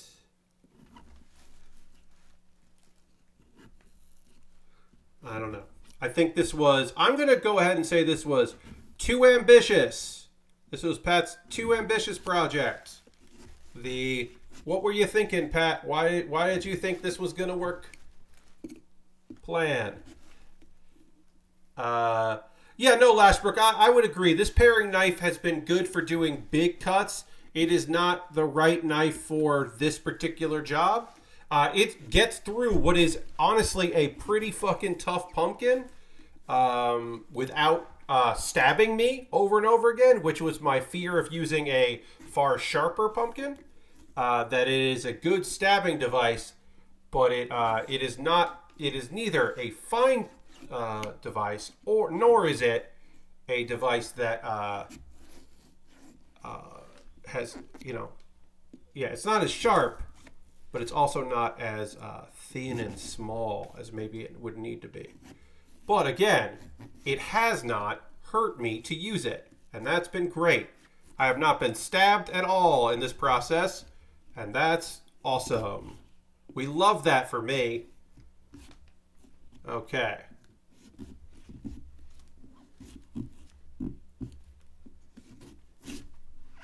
All right. So the large chunk of this is coming out. Yeah, this is the part here. So this all has to come out.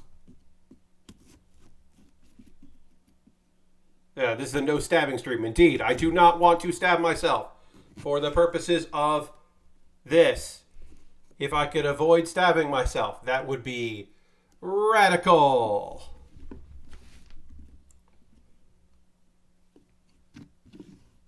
All right, so it's going to go like this. This goes like this.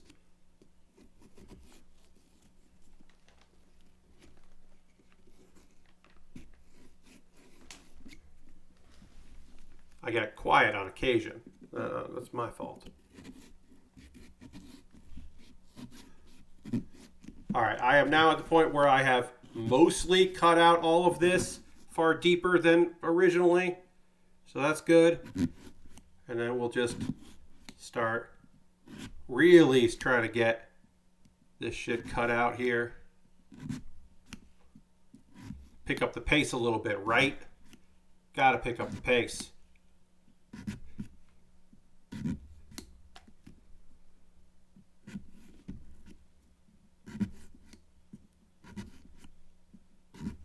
I want to at least get some of this done so that I can say so I can look at it and go Does this even look like what I'm trying to do? You know what I mean? You know what I mean.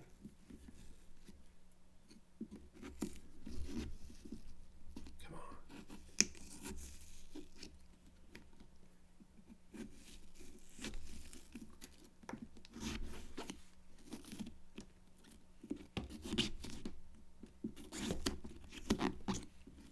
on. Oh no.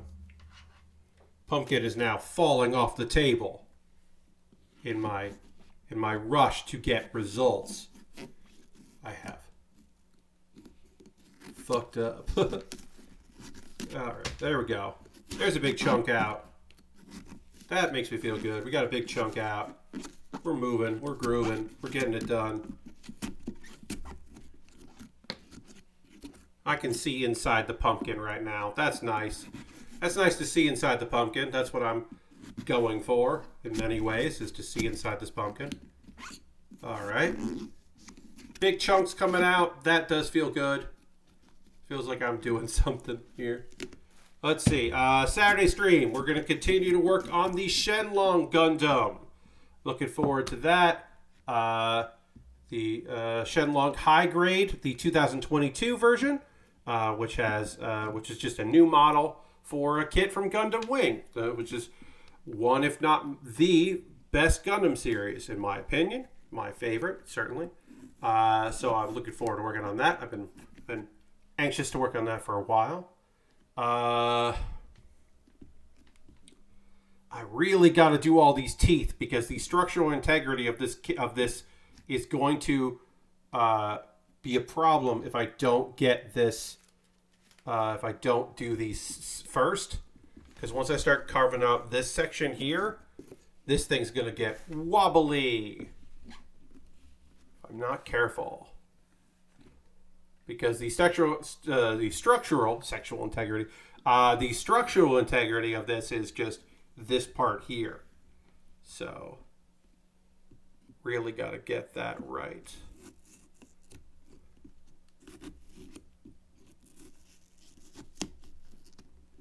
Try to get some of this out here without causing a big stink. But yeah, that's Saturday stream. Monday, I'll still have the cat ears. We'll still be talking about anime and video games and all that other stuff as we Shenlong, probably finish the Shenlong. This is...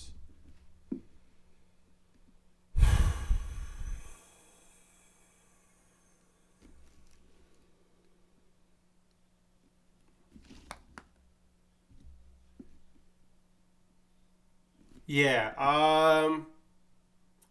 yeah, we're calling an audible. We're going to call an audible. We're going to go on the not as nice looking back here. The not as good back of this pumpkin. And we are going to freehand a new face.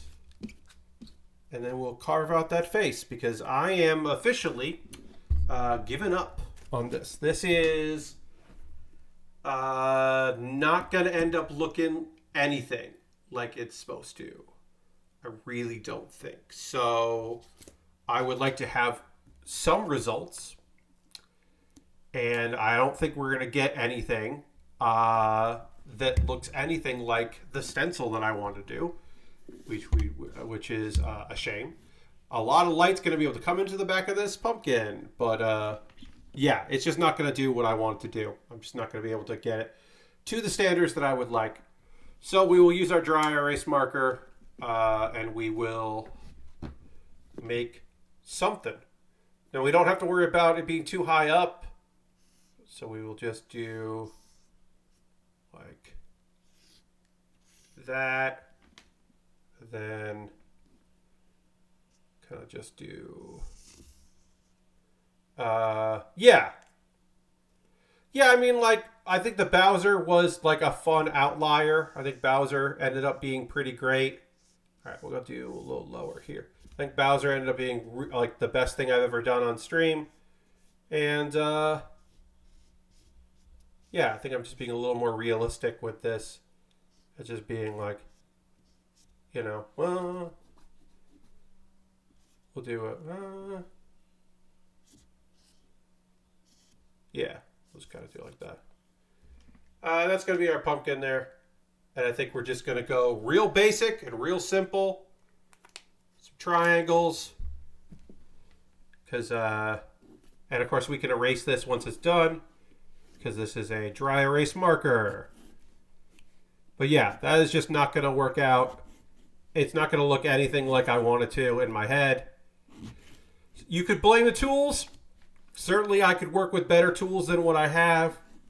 I could have gone out and got one of those kits and had maybe a better time with that. But certainly it comes down to the tools and also my application of it. My inherent ability to make this happen. Flew a little too close to the sun on that one. Got a little too ambitious because I thought it looked cool as hell. Which it does. It's a cool stencil that I would be happy if it had turned out. I would have been very proud of myself. But like, who am I kidding? That ain't going to work. Now, do I wish I had figured this out, I don't know, an hour ago? Once I carved the pumpkin and started the press and gone, actually, you know what? This is not going to work. I'm going to call it audible here. I wish I called an audible an hour ago. But this is not the Pat Baer's 100% success story club. This is the Build with Baer workshop. And we build on here. And sometimes I fuck up really bad. And I think that is like fine. Now, is it going to look weird? Am I going to have to do something on the back of this thing? Because otherwise it's going to look real weird when you look at it from this side and you just see this. Yeah, I'm going to take out a lot of the back of this so that it looks like there's just a hole in the back of here. We're just going to do that. Now I'm glad that we have the top here because that will be a very like strong pumpkin. It will keep the stability since we are carving the back of this pumpkin out basically. The stencil seemed like one of those you do more of a shave background than just cutting all the way through. Yeah, I could see that, Lord Crushing. I could see that being more of a do a shave thing instead of an actual cut. That's totally possible that was the intent of that kit, of that particular thing. Yeah, so we're just going to have a big hole in the back of this. It'll be easier to let the light in. It's weird. It's going to look weird in the back. But we're actually going to finish something here, and it'll look like something is done. Maybe it'll look cool like this. I don't know. I can't actually tell you if it'll look cool or not. I probably don't have the ability to tell that. And then we can just wipe off the rest of this like it ain't no thing. We got one done. We're going to do the nose next because the eyes and nose I have separated enough that they should not be a problem, but I have made the nose pretty small, so we'll just do that next. But yeah, because we did not carve out of the top of this pumpkin, this is pretty stable considering there's a big hole in the back of it, which, you would think would be a fucking nightmare. But yeah. All right. All right, then we'll just clean that up. Can only clean up so much of it. All right, we got a nose. Nose. Great, nose done. Let's do the other eye. And again, it's later than normal, but we're going to hang out here. We're going to finish this. I'm going to give you a pumpkin. It might not be the pumpkin that I promised you. It might not be the pumpkin that I wanted to carve, but this is going to be a jack-o'-lantern. At the end of the day, I will have completed my task of making a jack-o'-lantern.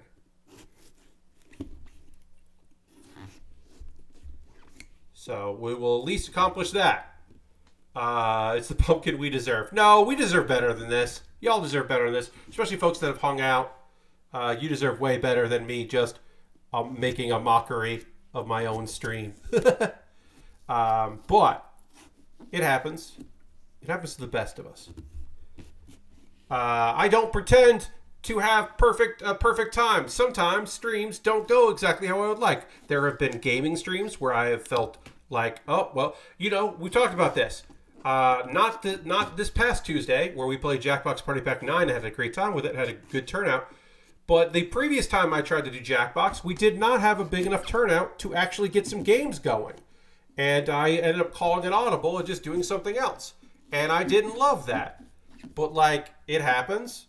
And I hope it doesn't happen again. But it could. There could be another gaming stream where I want to have people and interact with the chat. And we didn't get that for that stream. Like, it happens. I'm like... To pretend otherwise would be foolish. So I am willing to admit that, like, yeah, that one didn't go the way I would have liked it to go. All right, I got another eye done.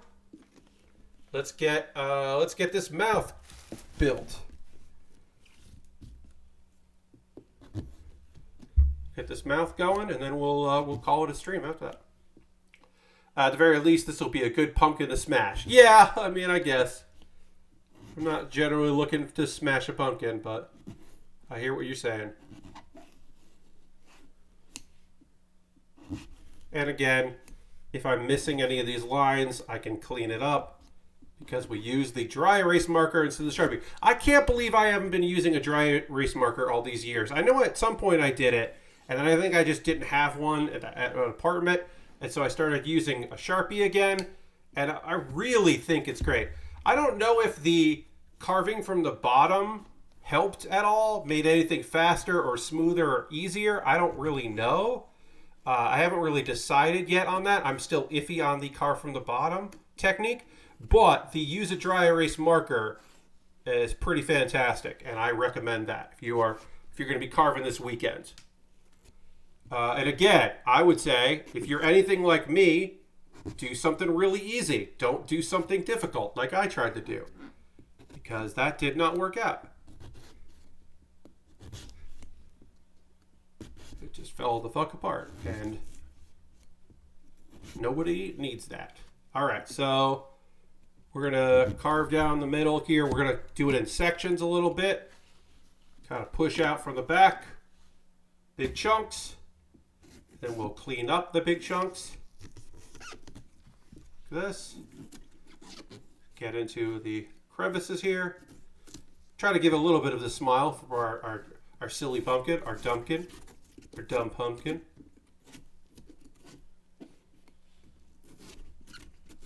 Give a little bit of a feature to it, which is fun. Then we'll, we gotta carve around here a little bit more.